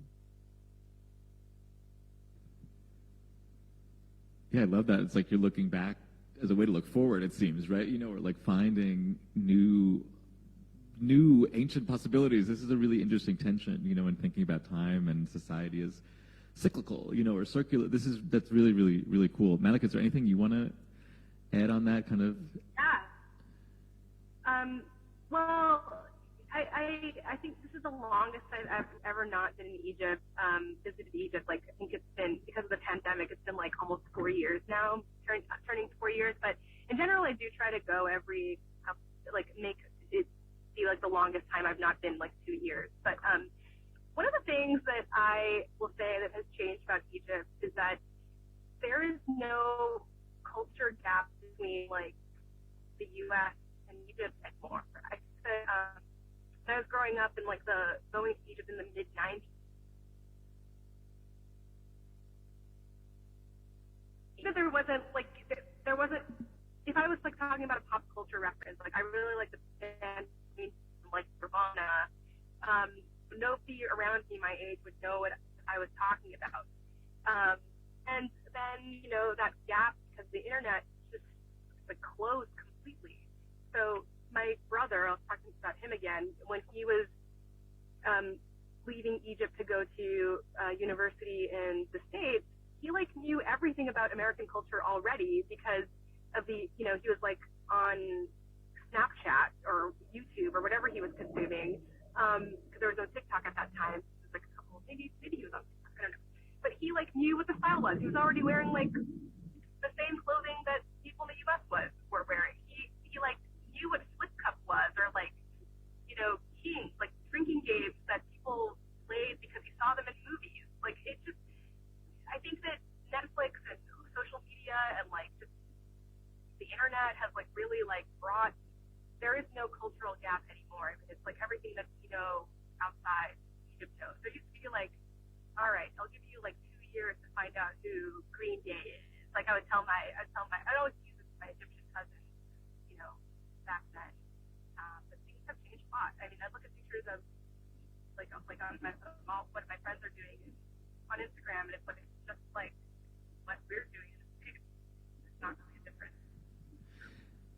Yeah, and I love that you offer like a way to kind of flip, the lens and like look like, this is an exchange, right? This is a dynamic exchange, right? So I was actually going to ask you a question about misconceptions that you confront about Egypt in American audiences, but I'm going to add to that question: what misconceptions do you find among Egyptians about America? If anything comes to mind. I think so. My sister Sonia just moved here from Egypt. She's like 24, 25, and she thinks that Americans are much wilder than we actually are. So she's like, she thinks that like we go out till like 3 a.m. Well, I mean, she's 24, 25, right? But like, I don't know. Like, we're not that crazy. We're not like always like wearing short shorts or like doing wild things or like hooking up and having threesomes. And I'm sorry, this is the university setting, but like, Americans aren't that like insane. I think she has this idea that we're just like totally free and totally bonkers. There is a conception. I think there's a conception on Egyptian, general conception that Egyptians think Americans are just like partiers. And I think that's, like any generalization, it's limited in scope. But I think, in terms of American audiences, what misconceptions they might have of Egypt, again, I think even just the generalization itself leads us always down this very, closed and narrow perspective, which is that all Egyptians are religious or all Egyptians are political activists. And I think, or even all Egyptians are Muslim. I did a show written by Heather Raffo where the Arabs in that piece were Christian. And it was like alarming how many people hadn't considered Arab Christians as their own sort of demographic. So, I think those are just some things. And I think that's why, nuanced storytelling is really important, because we're no longer talking about like swaths of people or a genre of history. We're talking about like, an experience, a person. And I think, through those like very particular lenses, we start to, get a kaleidoscope of someone that we might not know, Yeah, and just to add on that too, it's like I also have my like every few years my perceptions of Egypt are constantly flipped too. It's like I remember one time I went to a party at my friend Omar's house in Mahdi or something, and he said that he was having a sushi themed party, and I was like, what, sushi? You have that in Egypt? And this was like in 2003 or something, and he was like, yeah, like what do you think? So even constantly for me, I was always having my own perceptions flipped. And thankfully my friends have helped recognize that. And recently I think I saw like a picture of like a cousin like wearing a bikini on the beach in Egypt, and I was like, oh, I can't believe she's wearing that on the beach. And my sisters were like, yeah, that's like very normal now. And even my brother came back from Egypt, and he's only been in the States for 3 years, and he said that that like, oh my gosh, what the girls were wearing at the mall were like just so like everyone was wearing like crop tops, and I was like as well, like I was like, wow, that Egypt's really changed. I guess also it's like challenged my own perception. But I also hear that there is some concern around like, is it safe in the States, like especially in the cities? People being afraid to come to Chicago or come to New York, and we've certainly had quite a bit of gun violence in very recent time, and so I think there is this also perspective of what does safety look like in cities in the U.S. Yeah, the guns, the gangs, the drugs. Yeah, no, I think that's really, this is the challenge of representation in general, right? It's like, how do we represent anything that is different? But again, how do we also kind of keep a handle on places that are different, right? But that we also can't necessarily see. And I think you guys are both like alluded to the internet as like, making things both accessible, but also sometimes being somewhat misleading, right? I mean, the idea that the U.S., as you both said, is like everyone is constantly partying all the time, and like it's a world of just sex and drugs, like I think is at least misleading. That's not at least where like I grew up. But it's interesting again to see this like cut both ways, even though the focus, today was really on kind of U.S. representations of Egypt. I think that's really, really, really useful to think about this as always an exchange. I have a few more questions, but we're running a little short on time, so I'm going to ask quickly and then open up for some questions from the audience. I want to hear about both of your future projects. What's on the horizon for you? I cited some of them in your bios, but what's the thing you're working on that you're really excited to share next? I'll jump in. I'm currently there's a couple of pieces that I'm so excited to do. One is called Arab Spring. It's a play about brother and sister burying their father on 4th of July, and just sort of like this, and they're like having to figure out how to do an Islamic burial, in the suburbs in California. And that piece in particular, I think why I love it is because there's like finally this opportunity to like find humor and joy in things that I think American audiences feel like, oh my gosh, can we even talk about it? How do we do that well? And so it's a sort of dark comedy, exploring sibling rivalry and also like the comedy of tragedy and just sort of unpacking that. And then I'll actually be in the Middle East for a little while, for a few months, working on this historical drama with Audible. And what's exciting is like that really gets to be sort of a cast of characters I'll be playing with these two timelines sort of intersecting. A young Egyptologist that sort of like uncovers and discovers maybe some of the historical information around Hatshepsut, and then Hatshepsut's imagined life itself. So those two pieces I'm super excited to kind of continue bringing forward. They sound great. I can't wait to read them. Also, let me be your assistant, please, whenever you come back. Please. The Arab Spring sounds really, really cool. Both projects sound amazing. And you're so lucky to get to spend a few months in the Middle East. That sounds like great. I'm coming out with a book later this year called It Won't Always Be Like This. And it's about all of my summers spent in Egypt and Qatar. And, I think I told you that my dad moved when I stayed to Cairo when I was 9. And he surprised me by saying that, like, oh, I actually remarried to this woman named Hala who, like, doesn't speak English, but she's going to be your stepmom now. And she was only, like, a few years older than me. And so it's a story about how we created this relationship with each other.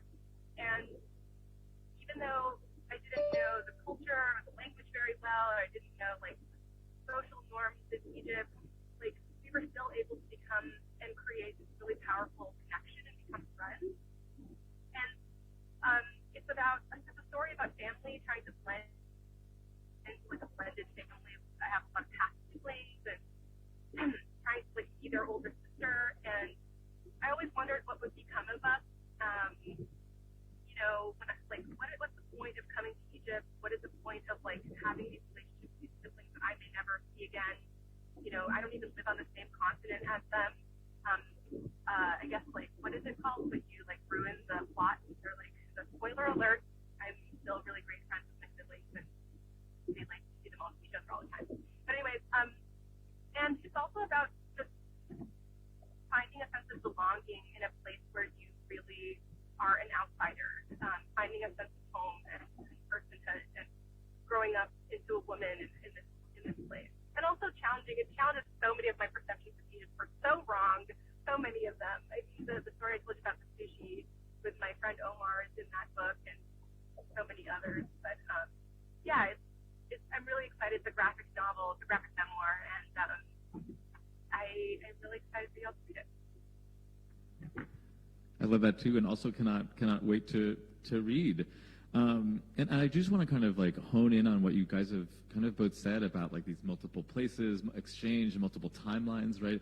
I've often been struck in Cairo, and normally I live in New York, but, like, there are multiple Cairos that coexist. There are multiple New Yorks that coexist, right? Even the idea that there's a single place, like, there's so many that are coexisting depending on our experiences, In light of time, I want to open up the floor to questions from the audience, if we have any. I'm monitoring the Facebook chat as well, if anyone wants to comment with a question. But does anyone in the audience have a question so far? Oh, we have a few questions. Can I get help with a mic, please?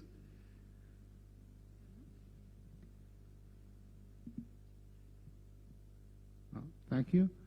Concerning comics and graphic novels, is there any contact between the makers of those things in America and, say, artists, cartoonists here in Egypt or in Arabic countries?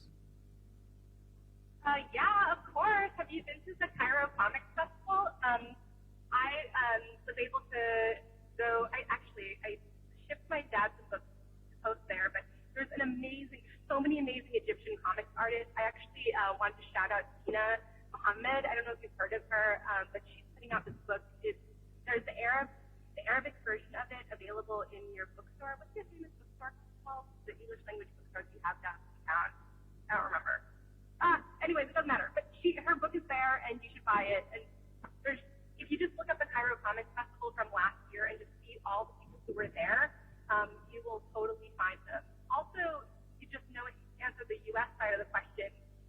The Arab American Museum in Dearborn, Michigan, has also done such an amazing job of connecting with Arab and Egyptian cartoonists from around the world. So we have an amazing collection at the museum there at the bookshop, and also like a huge Arab diaspora cartoonist team here in the U.S. too. So it's want to just like reach out to me on social media, I'm happy to make recommendations and like push you to the right direction. Awesome, thank you. That's great. And I know we had another question in the back somewhere. Oh yeah.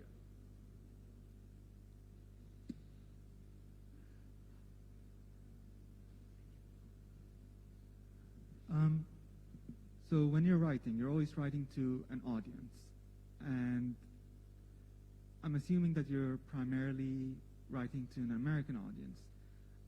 What parts of your work is focused on like a white American audience, and what parts of your work would you say is focused on people who share your background or your perspective?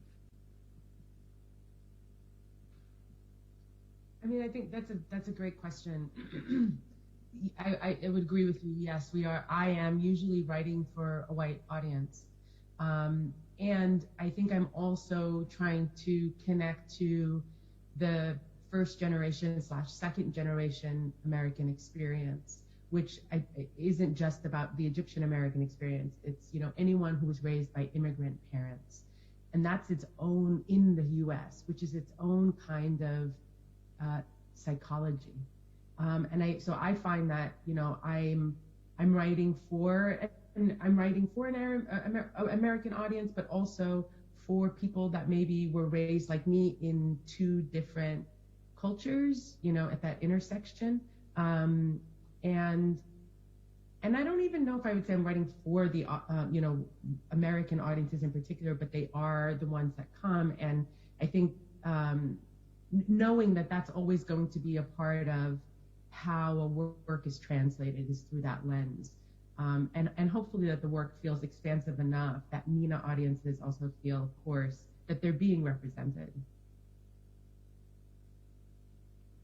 That is a great question. I was actually talking to Denmo about this before we hopped on this call.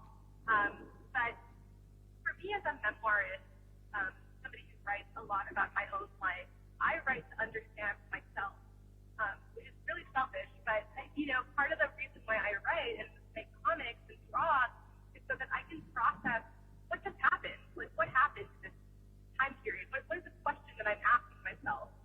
And so for this particular new book, It Won't Always Be Like This, is how did going to Egypt affect my worldview? And I thought it was going to be a lot more of a political book, a book that was about, like, identity, but it ended up just being a story about family.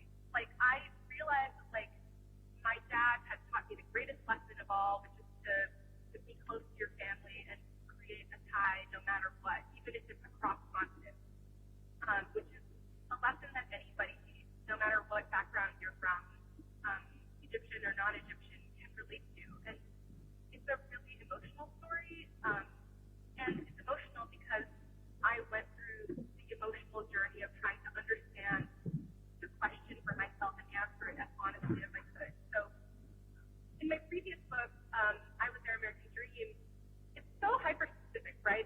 I'm writing about an Egyptian, Filipino, American person, and there are maybe like a handful of Filipino, Egyptian Americans, in the world. But thankfully, everyone, many people can relate to like trying to find who you are and what your identity is. And I think that if you write something personal to you, the audience will just naturally follow if you're a memoirist. That's great, thank you. Do we have any other questions from the floor? Okay. Hi. So my question is, so you two wonderful women became who you are because of your backgrounds and your experiences, which eventually, and what you two went through, which made you to who you are. But I can't help but think, like, if I am using my personal experience, like, for example, I have friends here in Egypt who are, for example, either from Syrian parents or a mix of an Egyptian father or another nationality of a mother. But I wouldn't find it hard dealing with him as an Egyptian, especially when he has the accent and everything. And I would just mention it passingly that he might have a Syrian mom, for example. So My question is, I will divide it into two parts. Do you think had your parents chosen to raise you as thorough Americans, whatever that means, but like, for example, not bring you back to Egypt or expose you to your Egyptian heritage, that you would have maybe been treated as normal American, whatever that is, and then we wouldn't be having this Arab-American struggle, if we can call it that? My other question is, do you think it's a matter of American psyche or way of thinking that they treat someone who isn't properly American, he's ever bound to be treated as this exotic, one-of-a-kind person that I would always be interested in his background and never deal with him as just Malaka or just denim? Thank you.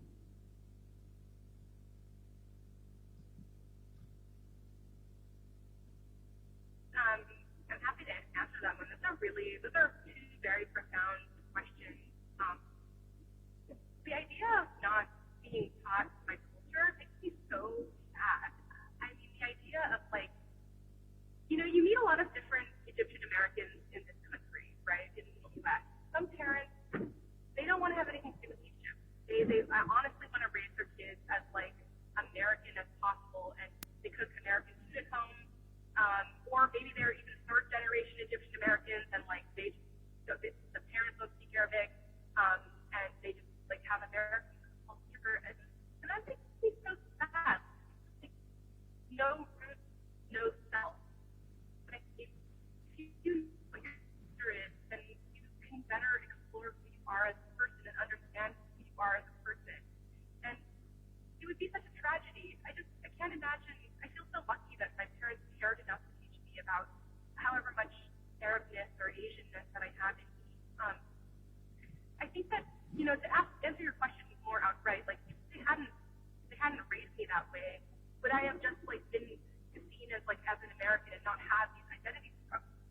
I think that to your second point, because of the way that I look, even though in my mind I thought of myself as American, I would always be slightly treated a little bit differently, because yes, but I unfortunately think it happens is that like, because you look different, you are othered, which is a word that we use here a lot amongst people of color in the United States. You are othered for how you look or what your name is. Like, no one can escape the fact that my name is Malaka Zari. Like, I used to try to make it sound American by saying Malaka Yarin. It sounds so American, But no one can hide that. That's something, no one can hide that I have curly hair or like dark skin. Like, that's just something that I can't hide, and I'll always be treated a little bit differently. So, knowing my roots, knowing my culture, being proud of like my Egyptianness, being proud of my Filipino-ness, like that gives me something to be like, hey, like if you have a problem with how I look, then like, or if you have a problem with my name or like my religion, like you just shut it, because being Egyptian is freaking awesome. Like at least we'll have the vocabulary and like the pride to be able to say that.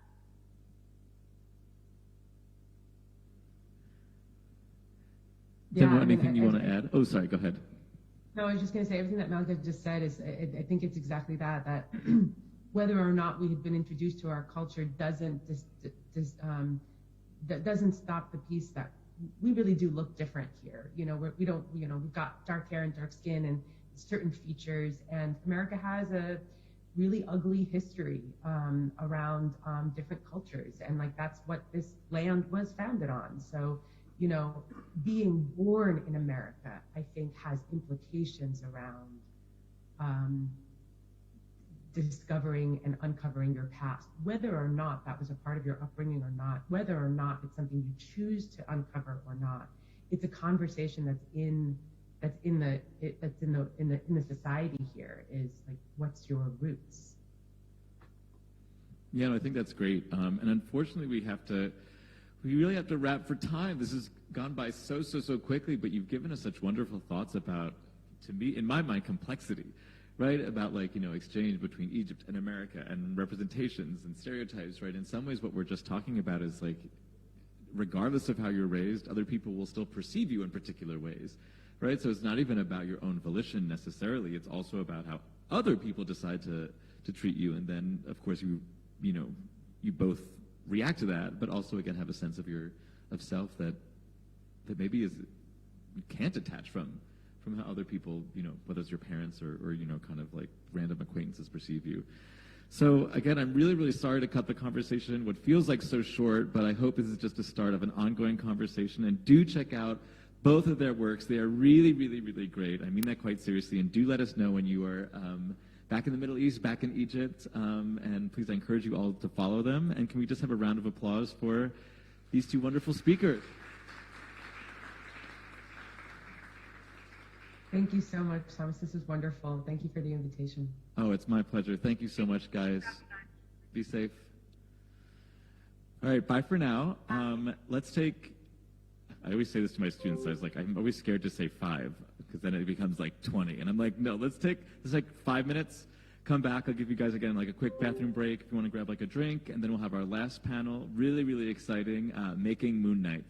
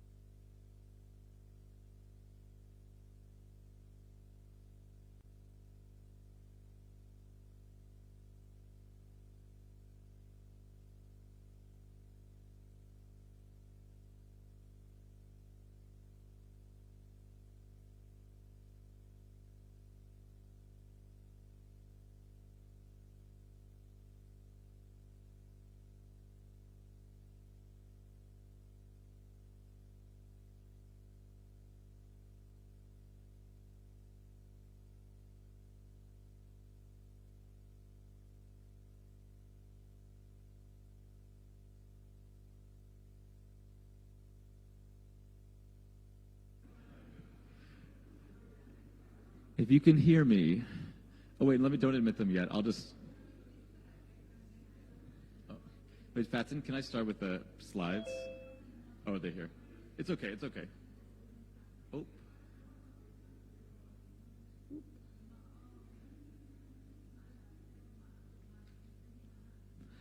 All right, so let's start our last panel, if you don't mind bringing people back in. I know it's a marathon, but I hope, are you still with me? I'm watching the room like dwindle, but no, I know it's a long series, but we have lots of cool stuff still to cover. Okay, so for our last panel, we're going to be talking about Moon Knight, but I also want to use this as an opportunity to showcase some of the activism, and other stuff that's happening behind the scenes that is driving and making possible these sorts of more nuanced, authentic, and even just more engaged representations, right? So part of the shift that I wanted to flag is coming from people like and groups like, on the one hand, the MENA Arts Advocacy Coalition, which commissioned this study, Terrorists and Tyrants, Middle Eastern and North African, MENA, Actors in Prime Time and Streaming Television. So it basically presented and commissioned this work to provide, again, analysis, like a longitudinal study of how the Middle East was being portrayed. On the right is another, I was struck that both include terrorism. On the right was an event from 2018 organized by Actors Equity, which is the theater union. I Am Not Your Terrorist, a Manassa Cabaret, showcasing Middle Eastern, North African, and South Asian talent, but particularly, again, pushing for more nuanced and authentic representation of people from, again, the MENA region and including South Asia. So this has been a move that has been happening in recent years, and it means that we have touched on this kind of inadvertently in earlier panels, that MENA is now a part of the Screen Actors Guild, right, like the Film and TV Actors Union, and it is a part of now the Oscars diversity work. So this is something, though, that I want to flag. Remember that a question of historians, change over time or continuity. This is a change, because this is not something that has existed in the past. So the Screen Actors Guild now includes MENA. Actors Equity, the theater union, also now includes MENA. So it's changing, again, how people are perceiving or understanding the MENA region. I also wanted to flag, on the one hand, we have sort of like activism, right, from artists hired to work on Homeland, right? So there are ways in which people from, like the calls coming from within the house, right? Like there are people within the industry who are intentionally pushing back on their own. This I also want to flag. I don't know if you saw, there was a sketch with Rami Malek on SNL in which his Egyptian identity was discussed. Again, in the ways that we described, right, eclipsed by whiteness, right, and this contradiction or inability to think about Egyptian identities as being disconnected from whiteness in his case. But again, this was something that people seized on Twitter. This is just one example. Seized on Twitter as another form of activism, right, where it's individual consumers who are pushing for a different perceptions. Last but not least, I wanted to flag, you may have noticed our first panel, unfortunately, did not include Amin. I just wanted to give him credit. Amin Al-Gamad is a young Egyptian-American actor. He's a graduate of Stanford, USC, and I know him because he's the chairman of the new Screen Actors Guild National MENA Committee.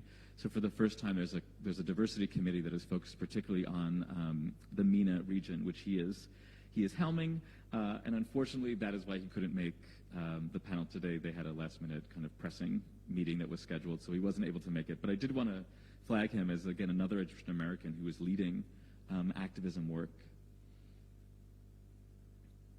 Okay, so now, Moon Knight. I know that we've all heard about Moon Knight, and Moon Knight has gotten a ton of press here in the States, right, everywhere, is really doing something different. So the impetus behind this last panel, and really this whole presentation and symposium, was really to try to think with Moon Knight and think about what does it mean? This really does feel different than other things that we've seen before in terms of the musics, in terms of the actors, in terms of the cityscapes the show is portraying. So let's, if they're not already admitted, let's admit our last two guests, both of whom are consultants. So, hey, you are there. Hey, Rami, how are you? I was like, I couldn't tell if that was like a still or that was actually a person. No. It's you. Hey, how are you? Right here. Sorry.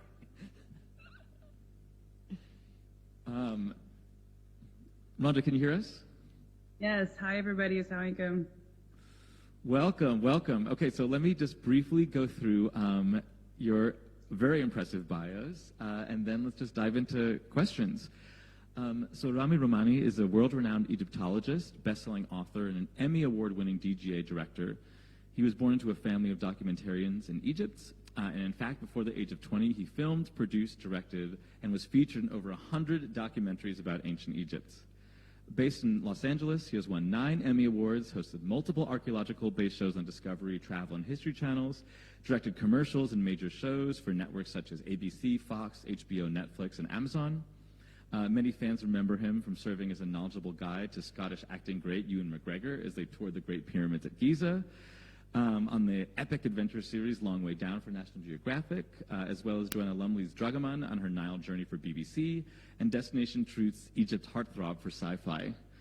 And Rhonda is the co-founder and chief executive officer of Sila Consulting, an entertainment cultural consulting firm that provides strategic thought partnership to help the best storytellers in the world tell authentic stories. Through Sila, Rhonda acts as an in-house expert that helps productions understand and navigate the nuances of cultural representation. Rhonda has provided cultural and DEI, that's diversity, equity, and inclusion, expertise for numerous major productions and projects such as Disney's live-action Aladdin, Disney Junior's Mira, Royal Detective, Marvel Studios' Moon Knight, and Ms. Marvel, Netflix's The Sea Beast, EA's The Sims 4, and Epic Games' Fortnite.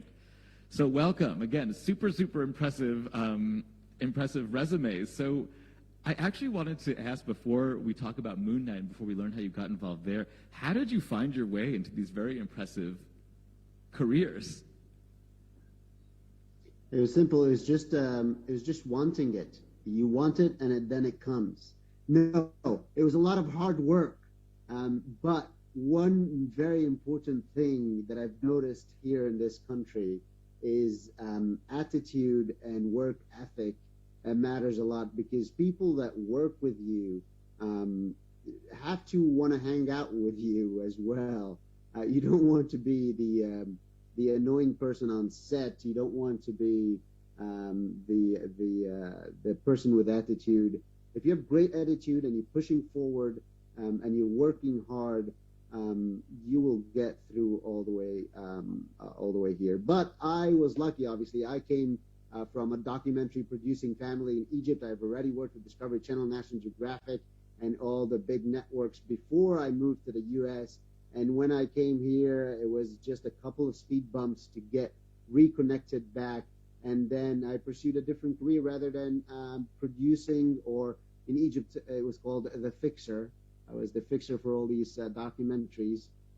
I started camera operating, DPing, and then directing shows. All while aside having the Egyptology in my back pocket, doing documentaries, being on camera as an Egyptology expert for multiple History Channel shows and Discovery Channel shows. Amazing, thank you. Rhonda, what do you want to add? What's your story? How far back do you want to go? I mean, I would like to share the fact that, like, I was born and raised in the United States, but my parents were really focused on making sure that I was very well aware of my cultural and religious identities. And so we grew up in Southern California when at the mosque, and we had our Egyptian crew that we hung out with every single Saturday and Sunday, and we would come back to Egypt every other summer, and we'd spend 3 months in Egypt. So surprisingly, I think all that investment in us and just having pride in our identity, subhanAllah, leads me to a career, 35 years later, in an industry where, representation is so important, and being able to work on titles like Aladdin and, Moon Knight and all these different titles that, represent our community, and really having an opportunity to do that properly. It has just been such a wonderful opportunity. Alhamdulillah. So let's talk about Moon Knight then, just because I know it's at the top of everyone's mind. Can you tell us a little bit about what kind of work you do in general, but how you particularly what did you work on Moon Knight? Yeah, so for Moon Knight, we were brought into the writer's room. So we were in there pretty early in development. I think that given the fact that we had worked on Aladdin for about like 2.5 years, Disney had known us very well. It was just such an easy transition into like the Moon Knight writer's room. And I think in like the first like 2 or 3 meetings, they were like, we really want an Egyptologist. And so for me, I was like, I will find an Egyptian Egyptologist. If it's the last thing I do, I have to find an Egyptian Egyptologist, just looking at like, not to knock on any Egyptologists that work in the States, but, the majority of them are actually not Egyptian at like, reputable universities. And so I did this like hunt to try to find someone, and at the end of the day, it was through my personal network that I found Rami and brought him into the space. And so our consulting, specifically like my focus and Scylla's focus was on Middle Eastern representation, but also general diversity, equity, inclusion, just because that's the work that we do. And it was from the writer's room, having early conversations in development, to like the script reviews, to the edits of the episodes, to, consumer merchandise and PR, all of it from beginning to end. That's amazing. And Rami, can you tell us a little bit about what your work on Moon Knight was like? It was pretty cool. Rhonda called me one day. I didn't know who she was at the time. And she said that she just Googled the most handsome Egyptologist she can find, and here I was right there. I was very excited about Moon Knight. She didn't tell me what it was at the beginning, obviously, and I signed so many different, signed my life away if I told anyone what I was working on. So for 2.5 years, I was working on the most amazing show there is, and I couldn't tell a single soul who it was and what it was about. But we were early in the writer's room, and instantly I noticed how involved and how really intentionally all the writers and Disney wanted us there. It wasn't a check-the-box type meeting or consulting that I would generally do, where we had an Egyptologist on board and we had a culture consultants on board. They were really involved, and they wanted to make Moon Knight full on, as close to real as possible. And I remember in the writer's room at the beginning, the story wasn't completely there. They knew they wanted to do a Moon Knight. The comics were there already. The script wasn't there. And then they just sat there and listened to Rhonda's and mine stories all the way through about Egypt and ancient Egypt, and started extracting from there all the script and all the historical script of Moon Knight. And there was a massive push towards making it not as much about the comics that were out there, but more about factual history and factual culture of Egypt. I told stories over stories, and I was so happy when I got the first draft of the script finally, to see all these inspiration bits that were there. And if you've watched Moon Knight, and I'm assuming a lot of you have, and you have any Egyptology background, you can tell that every part of any ancient Egyptian fictional story is full on inspired from real ancient Egyptian facts, which was absolutely amazing and a great feeling to have. Yeah, that's amazing, and it's heartening to hear, that you were, I imagine both of you have had this experience, and I don't know if you'll get in trouble if you signed a bunch of NDAs, but what are some misconceptions that maybe you didn't encounter in Moon Knight because that room was much more receptive? Well, the world knows now, so. But yeah, are there any, what are the misconceptions you find you're constantly confronting vis-a-vis both ancient Egypt, I guess, and then contemporary Egypt? Well, there are endless misconceptions about ancient Egypt, starting with the most famous one here in America, is that aliens built the pyramids. And I can tell you, based on hard evidence, that aliens did not build the pyramids, but that is a very well-known misconception here in America. A lot of people believe that the pyramids were built by aliens, and I hate to push it back to any type of racial injustice, but it does have to do rooting in there is no way that civilization could have built those amazing structures, which is in a way flattering and at the same time offensive. But it is very much true. Egyptians built the pyramids. But when it comes to ancient Egypt, the misconceptions are endless. But the good thing is every American child in school have studied ancient Egypt. Every single one has dreams about going to ancient Egypt.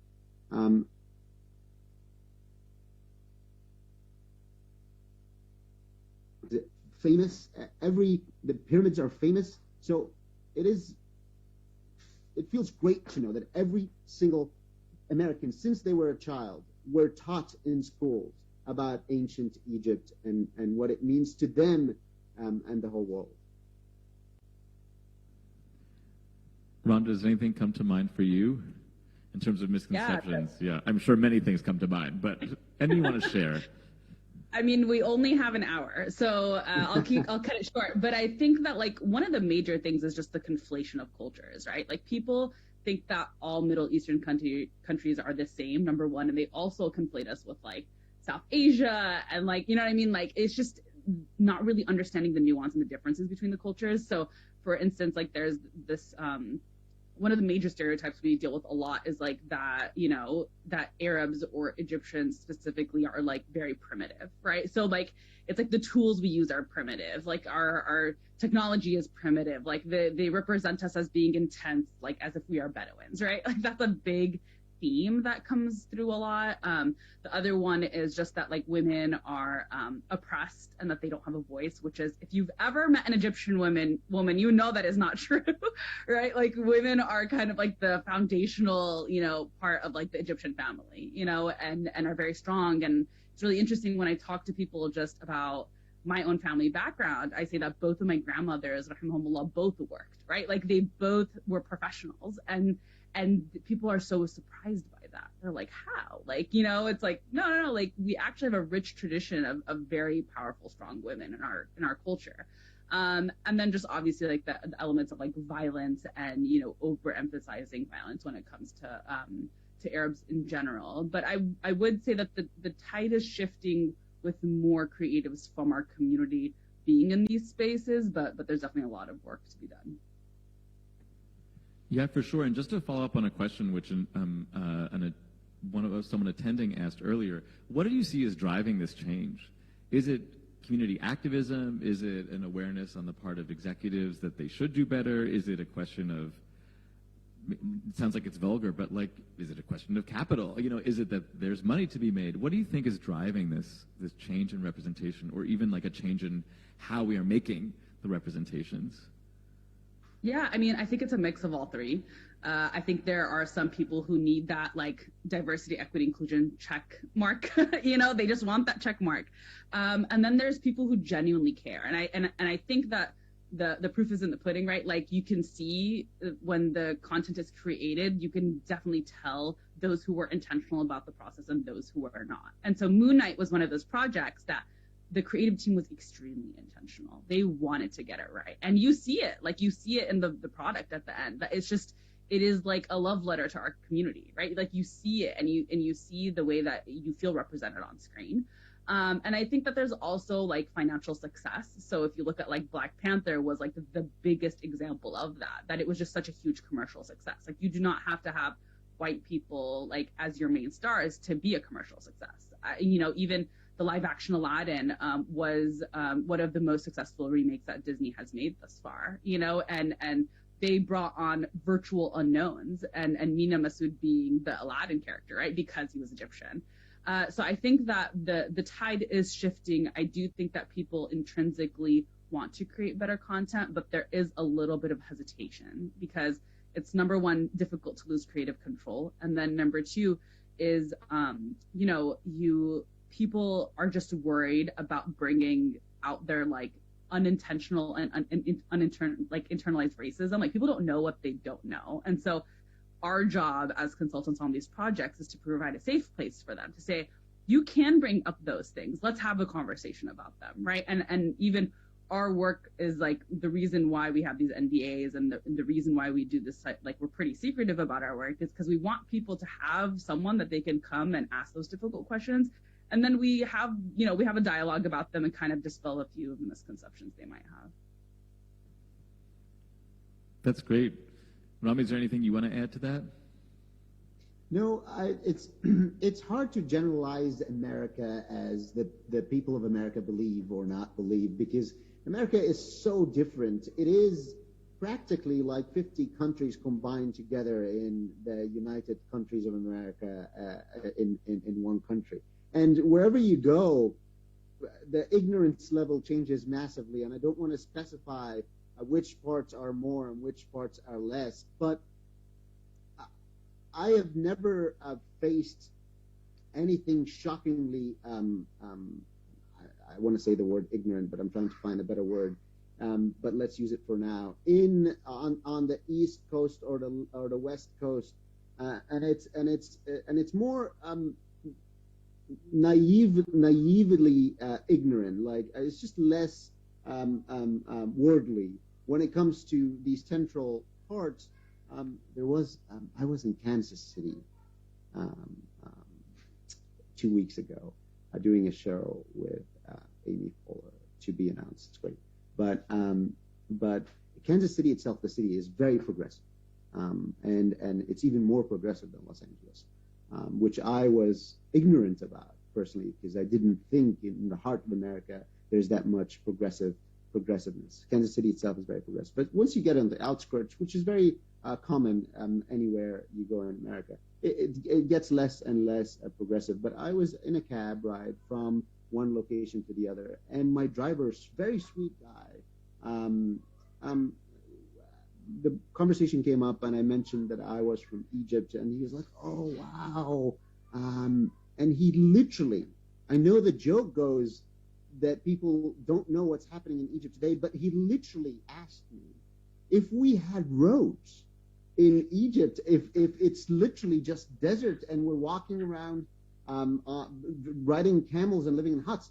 He literally believed that without any sort of racism or anything. He's a very sweet person, and he was shocked when I told him we have high rises, and we have roads, we have freeways, we have cars, we have everything that is here.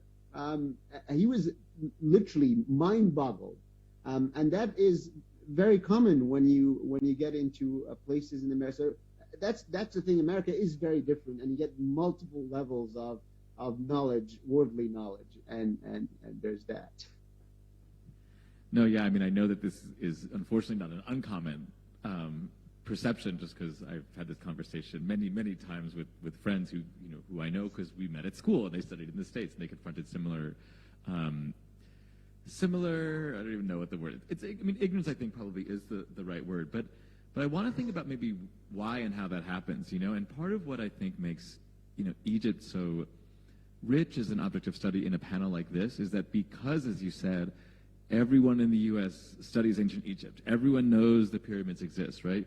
You have, in some ways, it's the opposite problem, right? It's not necessarily that there is no exposure to Egypt. There's an overabundance of exposure to Egypt, but it's a certain kind. So like there's this funky tension, whereas, in my research, I think constantly, it's not that the Middle East isn't represented. The Middle East is represented a lot, right? But the terms in which it's represented are problematic.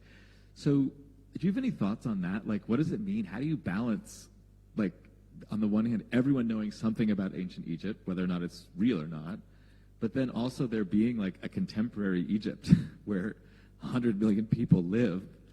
Like, I was struck that Moon Knight does something which really is unique in bridging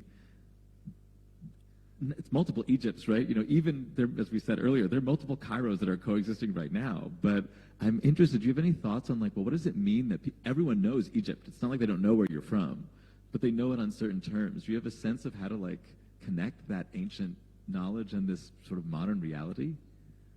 Well, it does make it harder for people to understand what Egypt is today, having a very rich and strong ancient civilization. But I do believe that within the past 2 years, and maybe even more, things are changing rapidly here in the U.S. And it's funny, but I think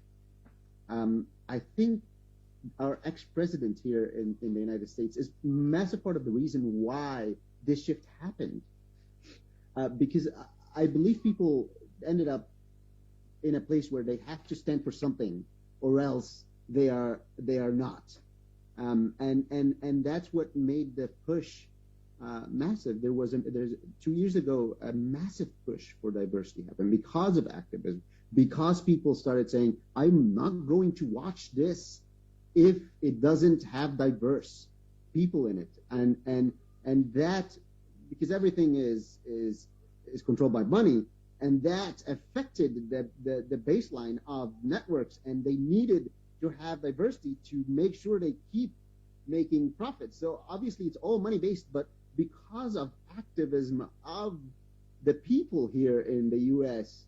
is the reason why diversity plays a massive role in media today.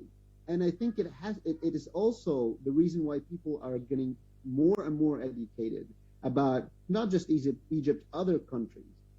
Now, there are certain events that happened in Egypt within the past 10 years, revolutions, the changes that were big news. And shockingly, when big news like this happens about modern Egypt, is when people start realizing that there is a modern Egypt. Even though in the middle of all the noise of instability, revolution, all these regime change happening, because it's main news about Egypt that is not about mummies being found, people are watching it and they are realizing that there is a today Egypt that is not what they thought it was. And even though it's a side effect, that helped a lot. Now, I also have to say that some of the current administration in Egypt, the tourism administration, the Minister of Tourism, Dr. Khalid Al-Anani, who used to be my professor of hieroglyphs in school, he really is making that push as well. And I've been very impressed with the amount of news and media that is going out there in the whole world about modern Egypt with a relationship of ancient Egypt to make it have that strong push in America. There's the most recent mummy parade that they did. All that was televised, and around the world I've had people hit me up saying, hey, this was amazing, I've just seen what Egypt did. So I think it is getting so much better, and I think within the next couple of years, things are looking much brighter for modern Egypt as it comes to knowledge about modern Egypt. Yeah, Rhonda, anything you want to add to that? Yeah, I mean, I think that just the role that I play specifically is my focus is on harm reduction and the representation of people, and really just trying to focus on how do we get people to simply understand each other and love each other. And I think that, like, so for me, when I think about ancient Egyptian representation, I'm like, yes, it's vital, it's important. We have to be at a place where we acknowledge that the ancient Egyptians actually built the pyramids, right? Because like Rami said, like that's low-key racist, right? So we have to like focus on that, but then at the same time, like I want people to love the Egyptian culture and the Egyptian and our music and Abdul Halim. Like these are things that, like when Muna is highlighting these things and people are looking at it and they're surprised by it, it's amazing. Like it adds so much value to them, and it also humanizes us as people. It's not just the Middle East region, which I'm sure majority of people can't even point out where it is, right? Like there's actual culture, you know? And even the fact that like this series got 8 Emmy nods, and one of them was the composer for the series, right? Like Hisham Nazih, like that's amazing. Like we need that representation to actually show, hey, there is talent there. And the director himself, Mohammed Diab, right? Like there's talent if only you tapped into it, if only you knew this area existed in the world. So at least for me, like I think the representation of modern day Egypt is so important. And I think one of the things that was important for me with the Moon Knight series was to show the different social classes, right? Like it's not just like there's, you know, a lower class or the primitive side. There's actually like very modern part of Egypt, and showing that diversity even within the Egyptians that are in this series, right? There's like light-skinned Egyptians, there's darker-skinned Egyptians, like there's so much variety, and to really show the humanity and the beauty of the culture was really important. Yeah, no, that's great. And I don't know if you had tuned in earlier, but like these ideas of complexity, you know, are like have come up again and again and again, you know. And I was also struck as you were both talking about like the push for greater diversity is interconnected, right? You know, although the focus here has certainly been on Egypt, and quite intentionally because we're in Egypt and largely Egyptian audience, but this move for kind of more greater diversity, equity, and inclusion is one which is certainly coalitional, you know. And in the case of the U.S. context, like so much of it driven by, you know, BLM and protests around like, you know, George Floyd and things like that. So it's interesting to always be thinking about this again as a relational process, you know. And then, as you said, there's diversity within Egypt. There's diversity within diversity. There's a lot of, again, I think, kind of interconnections that really do ideally serve to humanize all of us, you know. That felt preachy. But beyond that, I do believe that. But in seriousness, I'm curious what you guys have on the horizon. What are the next projects, if you can talk about them, to share with us? I mean, my life is covered with so many NDAs. I just defer to not speak about anything. Okay. But that's my default. Is literally don't tell anybody what you're doing until it's been released. Okay. But I will say there's a lot of things in development. There's a lot of amazing creatives out there that are doing amazing work, and I would, you know, a lot of, you know, just work that we're doing, like there's the ever evolving video game world that we're currently consulting on with like EA and Fortnite, which is Epic Games. And, you know, there's a few publishing things that are coming out. I mean, actually, there's a great person to speak about, which is Malaka's book, who you guys heard earlier. That was something that I actually provided sensitivity reading on, and really guided her through that entire process as to like how to talk about these complexities and how to talk about modern day Egypt. So her book is coming out in September, so you should definitely support her. Great, no, we will. And Ravi, anything you can talk about? I mean, I know you have, again, you both have a million projects, but anything you want to highlight for us? Well, the NDAs are very tricky, but I'm assuming none of you are going to tell anyone anything, right? No? Okay, they're saying no. But I have a couple of shows that are airing, so already. Tonight on NBC, I have a show called Snake in the Grass. It's an adventure competition show, not relating to Egypt, but I believe every show that an Egyptian director is on eventually relates to Egypt. I have a show coming up on Amazon that is a fashion competition show. And I have a very interesting show coming up that has been announced already as well on Peacock, which is also NBC's streaming platform. And it's called The Gentle Art of Swedish Death Cleaning. It's based on a best-selling book. Amy Poehler is involved. A great show as well. Amazing. So I'm struck, actually, as you're describing these projects, and given the kind of different kinds of panelists that we've had people really people who wear multiple hats, well, literally in your case, right? But like, you know, people who wear multiple hats in terms of their, you know, the jobs that they do, the kinds of projects that they create. I'm wondering if you have any advice for people in the audience who may be considering careers as creatives, again, broadly defined, whether they are writing or directing or performing or consulting. What would be your advice? Well, there is it's very important to have your own identity, but yet meld within all the others. I think if you come in as a MENA, as a Middle Eastern in North America, and you want to be involved in the industry, you can't corner yourself in a place where you're only doing things that relate to Egypt or Middle Eastern culture or anything that has that. That is a part of the problem, not the solution, I believe.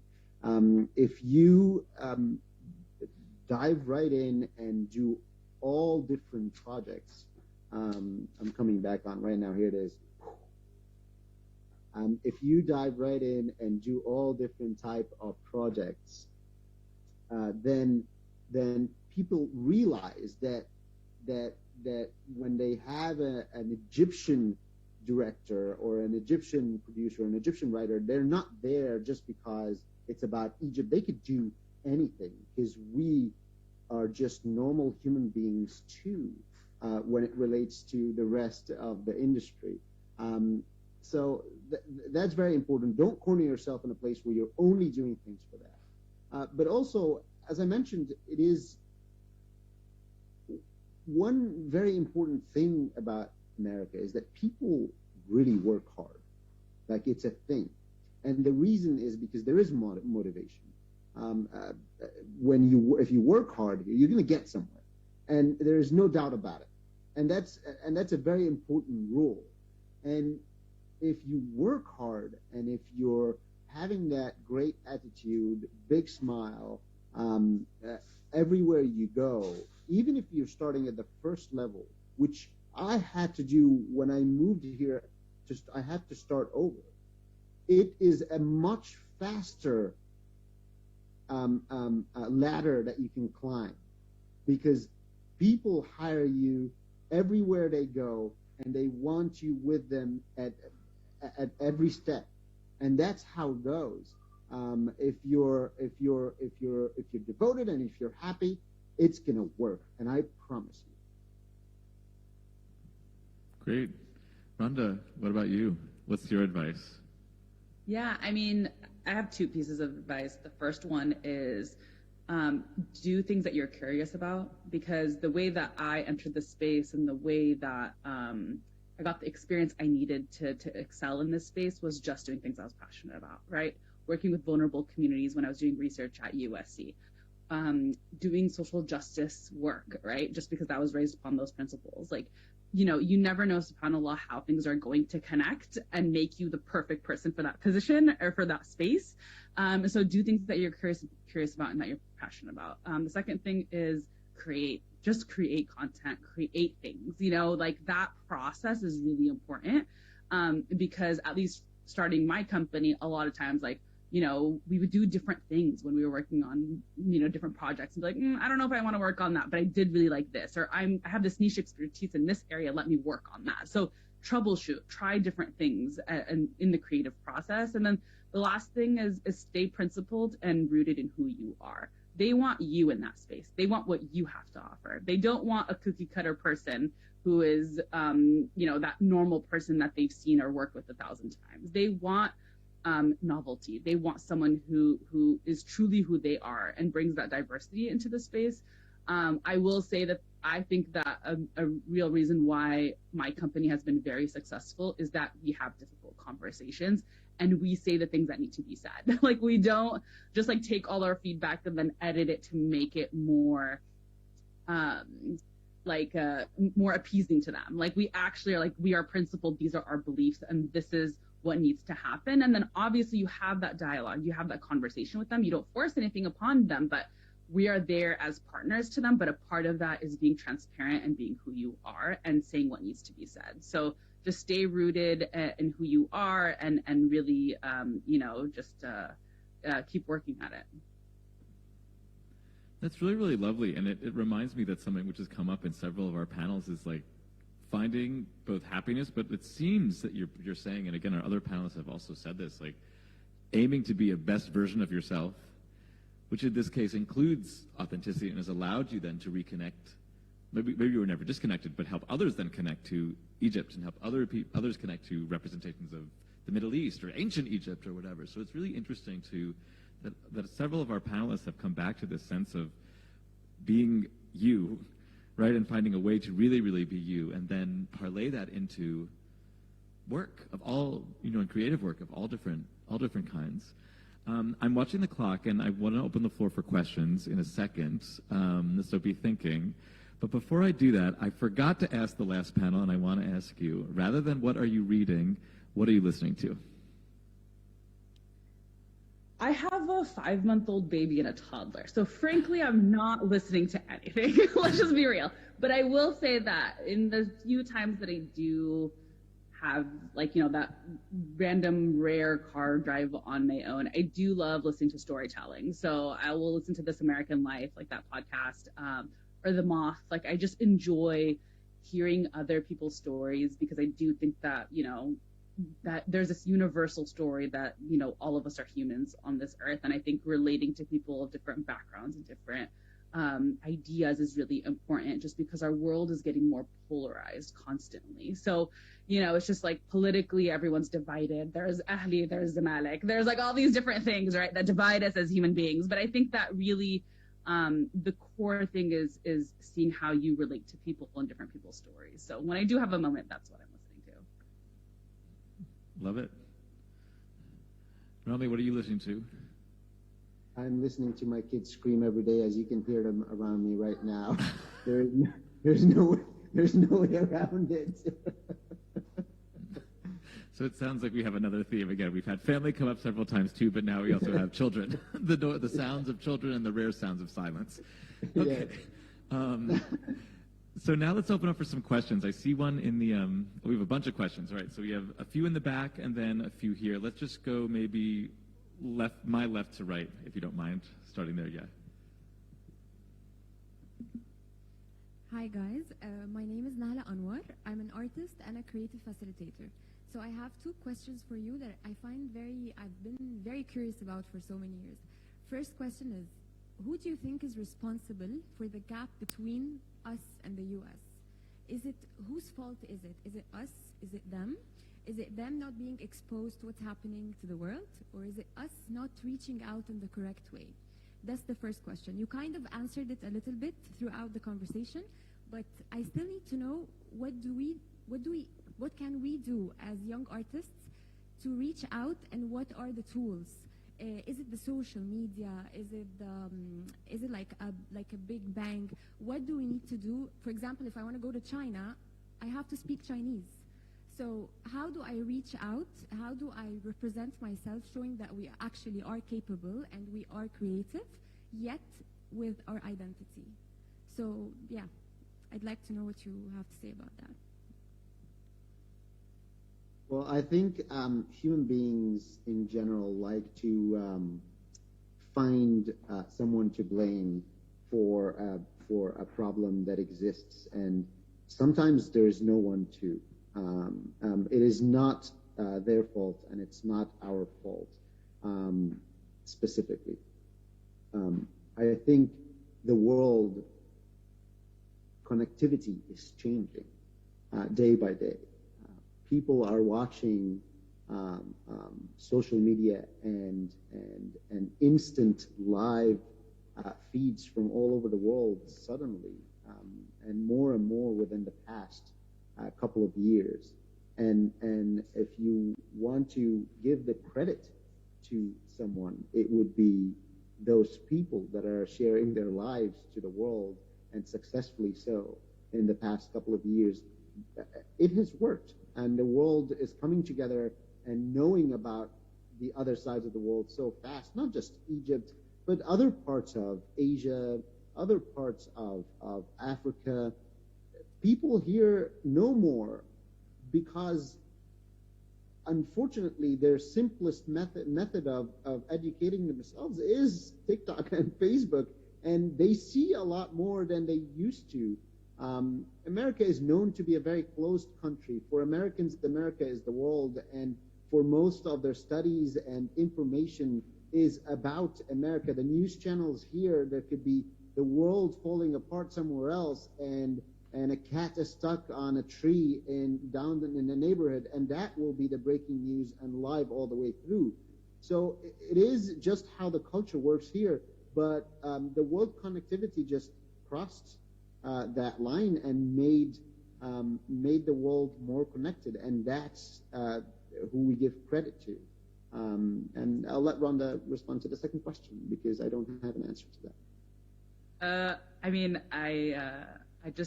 I'm laughing at the fact that you mentioned the cat in the tree, because that's so true. Like I will purposely look at like the BBC or other news outlets to figure out what's happening in the world because Americans just don't talk about it.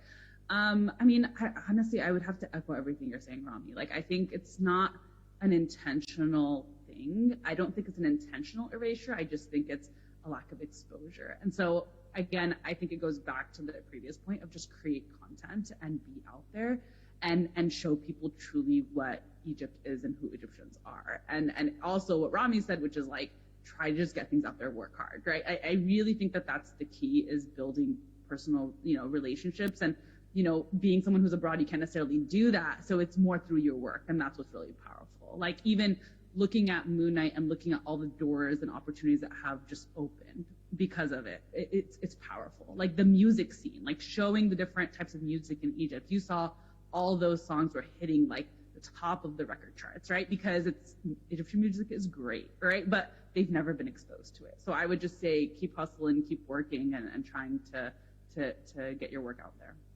Speaking about working hard, when I first met Rhonda, she was pregnant, and I thought, when is it going to happen where that child will be born, and how long would Rhonda be out? She was never out. I remember her going to the hospital on the phone talking about the script. I remember her just giving birth and saying, oh, we need to respond to that point in the script. What do you think about this and that? She works hard, and that's why she is where she is. And it is mind-boggling, Rhonda, what you were doing there. I was on the phone with you. You're giving birth. I don't know how far in you were, but it was true. It's true. She works hard. You have to give credit where credit is due. My parents, both of them, are literally taking care of my kids. My mom is in the other room right now with a 6-month-old and a 2.5-year-old and taking care of them. But I do think, like, not to glorify being a workaholic, but when you do work you're passionate about, and when you're principled in what you do, like, you find a drive to do it. Because I'm not doing it for me. I'm not even doing it for the paycheck. I'm doing it for my community, and I'm doing it for, a country that I'm so passionate about and people that I'm passionate about. And I think that that's really what drives you to be committed to the work. Awesome. Thank you. We have a bunch of questions. I want to get to all of them. So just try to be brief if we can. Historical question. Is the debate on Black Athena still going on? I'm completely out of the loop. Black Athena, the African and Asian origins of Greek civilization. Is that debate still going on? Debates tend to never stop about things when it comes to which race originated where. Yes, Black Athena is still going on, and it's a very sensitive subject sometimes here in the U.S. And I don't think the debate will be resolved anytime soon till we have sound scientific proof of anything. And it's very hard to find that, because when you go back in time, the DNA is very confusing, because at the end of the day, a lot of the races started together. So it's very hard to pinpoint races' origins with the technology we have today. I think give it 10 years and ask me that question again, I might have an answer for you. Thank you. Yeah. So again, for those of you who may not have been familiar, Black Athena made it like a bunch of waves in not just archaeology, but in many different disciplines in the humanities, by arguing that there was a Black origin for Greek civilization, for Egyptian civilization, for many different kind of ancient communities. But this question of race, and this is in part what really inspired me in the language and the description, this claiming Egypt. There's lots of really, really interesting work analyzing how Americans of all races, right, have really claimed Egypt, and this question of race is really so salient in a U.S. context, but of course has important resonances, and can be an important issue, here as well. Next question. I don't know would you mind raising your hands again? Okay, yeah, we have one over here. Yeah. Okay. Hi, Mr. Rami. Hi, Mrs. Randa. Thanks a lot for this amazing talk and your amazing work on Moon Knight also. I am Shrouk, and I have a question about Moon Knight. I have heard an interview for the famous Egyptian director, Mohammed Diab. He was talking about the character of Layla Al-Fuli, and he said that he want this superhero to have a curly hair because his daughter in the school was feeling like she's kind of different because of her curly hair. And so my question is, are we going to have this shock again, like in the series when it happened with Layla Al-Fuli? We see this small girl said to her, "هو أنتِ superhero مصرية?" And we all feel like the same shock. Are we going to see this shock again, like seeing superheroes with Egyptian or Arabic real looks? Okay, thank you. I mean, I hope so, right? The natural hair movement in Egypt is something that's emerging. Like, I remember growing up and like my grandma, she'd be like let me shot it. You know what I mean? Like tie your hair up. You know what I mean? Like, it was like straight hair was like always something that was glorified in Egypt. And just looking at like my cousin's generation, it's so different. Like, everyone has natural hair. And I do think that that's something about, again, reclaiming who we are and not trying to fit Western standards of beauty. So I hope that continues. And I see that even like in other works that I'm doing in other diverse communities is natural hair is something that's really important, and it's something that people are trying to continuously highlight it. Great, thank you. Hi, my name is Muhammad. My question is more of a reflective question. I would really love to hear your opinion about it. So in the light of today's panel and the topics that we have been discussing ever since the panel started, so if you two were asked to reflect on the classic that is Elizabeth Taylor's Cleopatra, so if you were asked to pinpoint the problem, if there is one in your opinion, was that Elizabeth Taylor wasn't Egyptian or wasn't Greek, or the problem was that it didn't portray ancient Egypt correctly? Well, there was no problem at all. Like, if you two were asked to redirect the movie, how would you apply any changes whatsoever? Thank you. I'll let Rami take every era has its own benefits and advantages and disadvantages. I believe Cleopatra, the Elizabeth Taylor Cleopatra, was one of the best films that portrayed ancient Egypt, even though with all its downfalls and all of its misconceptions. And we didn't have any successful ancient Egyptian-based product, a movie or TV show, all the way till Moon Knight, really, if you think about it. Nothing. The first Mummy movie, which was completely butchered ancient Egyptian history, so much more than Cleopatra's. So I believe that Cleopatra movie was an amazing movie. It's a piece of art, and it had a lot of misconceptions and places where history was not accurate. But it is a fictionalized version at the end of the day, and it has to have its own artistic privileges. Now, Elizabeth Taylor was a great actress and did Cleopatra real well. I think she was great for it. Whether she should have been an Egyptian or not, Cleopatra herself was Greek. She was not Egyptian. And I know it feels tough to say that, but it's not. Cleopatra was a Ptolemite. Her name was a Ptolemy. She's a Ptolemite ruler of Egypt. She was born in Egypt. She lived in Egypt. She was Egyptian in heart. She called herself Egyptian, daughter of the gods.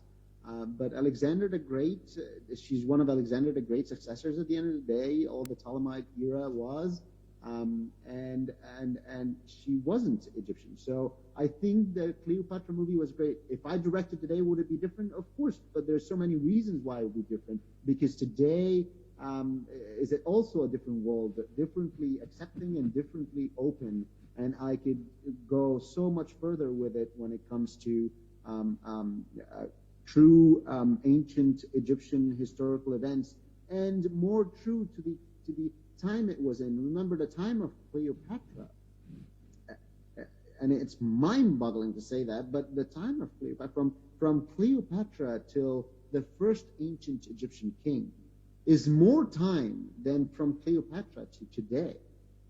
So there is an ancient civilization that Cleopatra looked back at that is more ancient to Cleopatra herself than we think of Cleopatra today. The ancient Egypt was the timeline was so massive that it's hard to fathom sometimes. So that era of ancient Egypt, that Greco-Roman era of ancient Egypt, has its own features and has its own Egyptians that would be represented differently in a today version of Cleopatra.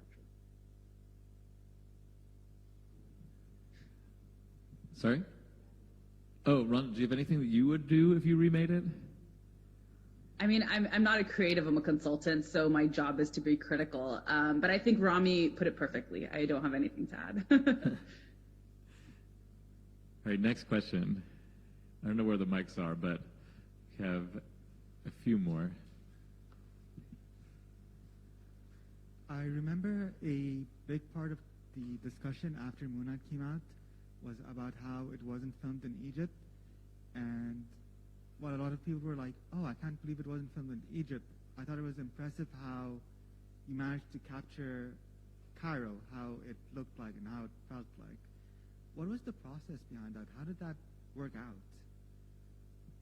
Yeah, I mean, you have to give credit where credit is due. That was all Mohammed Diab. Like, it was all him. And I think that, like, you know, it's unfortunate that the series was not filmed in Egypt, but they built an entire city, that just looked exactly like Egypt. And so that's like, you know, the props team, like there's so many people who work to make it just so authentic. And I think from my perspective, there were things that, like, you know, we were like reviewing and seeing about putting in the set design, but it really was just the creative vision of the people on the ground who completely built that. And I think even in, you know, May Kanamawi talks about it, that she like really felt like she was in Egypt during those scenes. And so as an actor, that even allowed her, right, to be able to feel like she was in Egypt, and that just like made her performance so much better.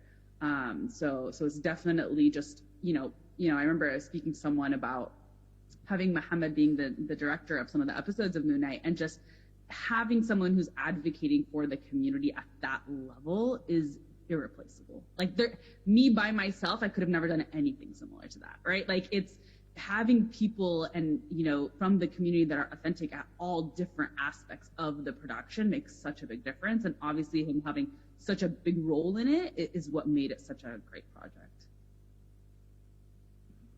Yeah, I was going to say, I mean, a lot of the changes that I wanted to highlight in these series of panels, you know, was that people are in decision-making positions, you know, and we started by talking about, like, you know, sitcoms, and that it was actually different when Desi Arnaz produced I Love Lucy. It was actually different when Danny Thomas produced it, because it meant that, like, the head honcho was calling the shots, you know, and it wasn't, again, kind of playing a game of catch-up. It was intentional, as you said, from the get-go. I think, unfortunately, we have time for only one more question, so I'm going to hand my mic over to you, but thanks so much for your time, and again, I'm sorry we're going a little bit over time, but hang around.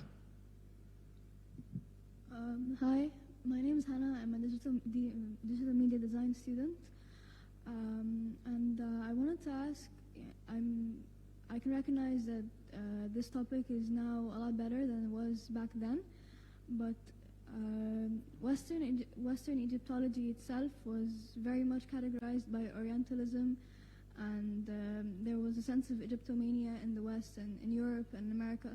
So going into this field as an Egyptian, how did you manage to do this without self-orientalizing or orientalizing in your project? Well, there are a lot of really strong, powerful, famous Egyptologists that have paved the way.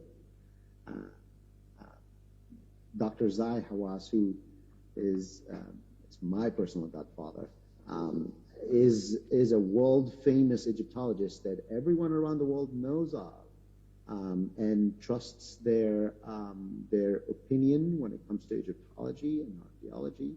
And he is as an Egyptian as they come. Lived in Egypt, still lives in Egypt, and he is Egyptian. Now, there are a lot of Egyptologists, much more than Egyptian, that are non-Egyptian, and I can't blame them. The ancient Egyptian history and archaeology is absolutely fascinating, and I could see this never stopping. There will be Egyptologists that are non-Egyptians more than Egyptian Egyptologists non-stop. But also, I do believe that it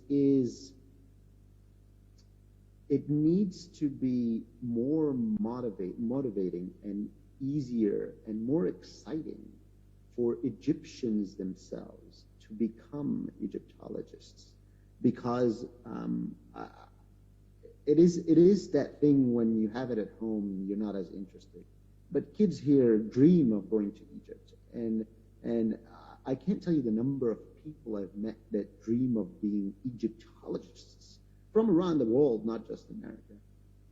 And I don't know if I've met a single Egyptian kid that ever told me that they dream of being an Egyptologist. And there is probably a little bit of a failure in the basis of the education system that allows for that.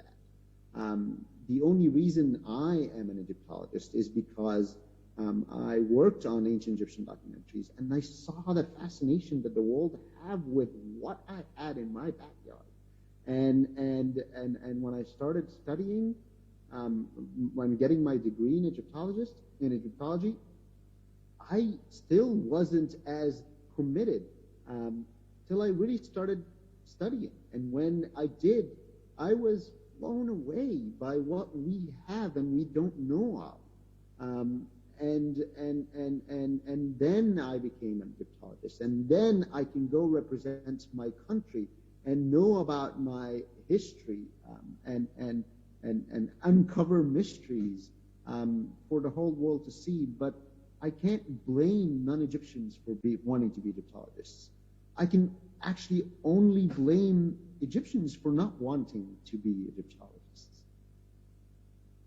Wow, that was powerful, Rami. I mean, I would say that, again, just being really rooted in who you are is really important. So, like, for me, like, and I know there was like a conversation about identities that you all had earlier, but it's about being proud of who you are. And I think that in my, like, when my parents raised me, they raised me with these two identities. Yes, you are American, and yes, you are Egyptian, and none of them, like, there's no conflict between the two. And really making sure that I understood that. And I think even looking back now, right, as an adult, like, just seeing the power in that, and being able to identify something as being, oh, this is actually the way we are. Oh no, this is an Orientalist like depiction of who we are, right?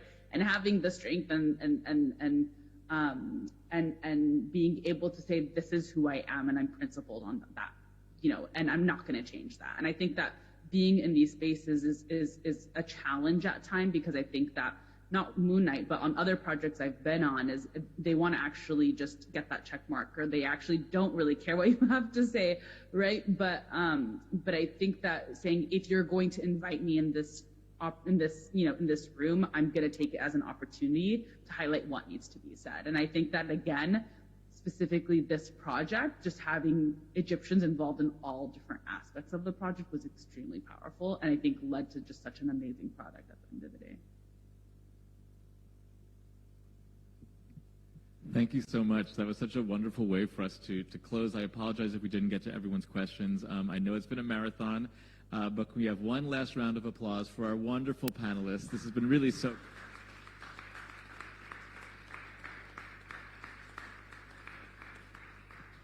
So thank you so very, very much. And please do let us know if you come, if you're ever back, if you have projects that you want to share with us. I know the AUC community would be very, very happy to learn more and happy to see you. So with that, we're done. So thank you also to everyone in the audience who came. This is really, really such a wonderful way for me to finish out my time in Egypt. And thank you to everyone who helped organize at the School of Continuing Education, the Tafir Cultural Center, the History Department that has hosted me on my Fulbright, and yeah, all of you. Thank you guys. Thank you for having us. Thanks. Bye, guys.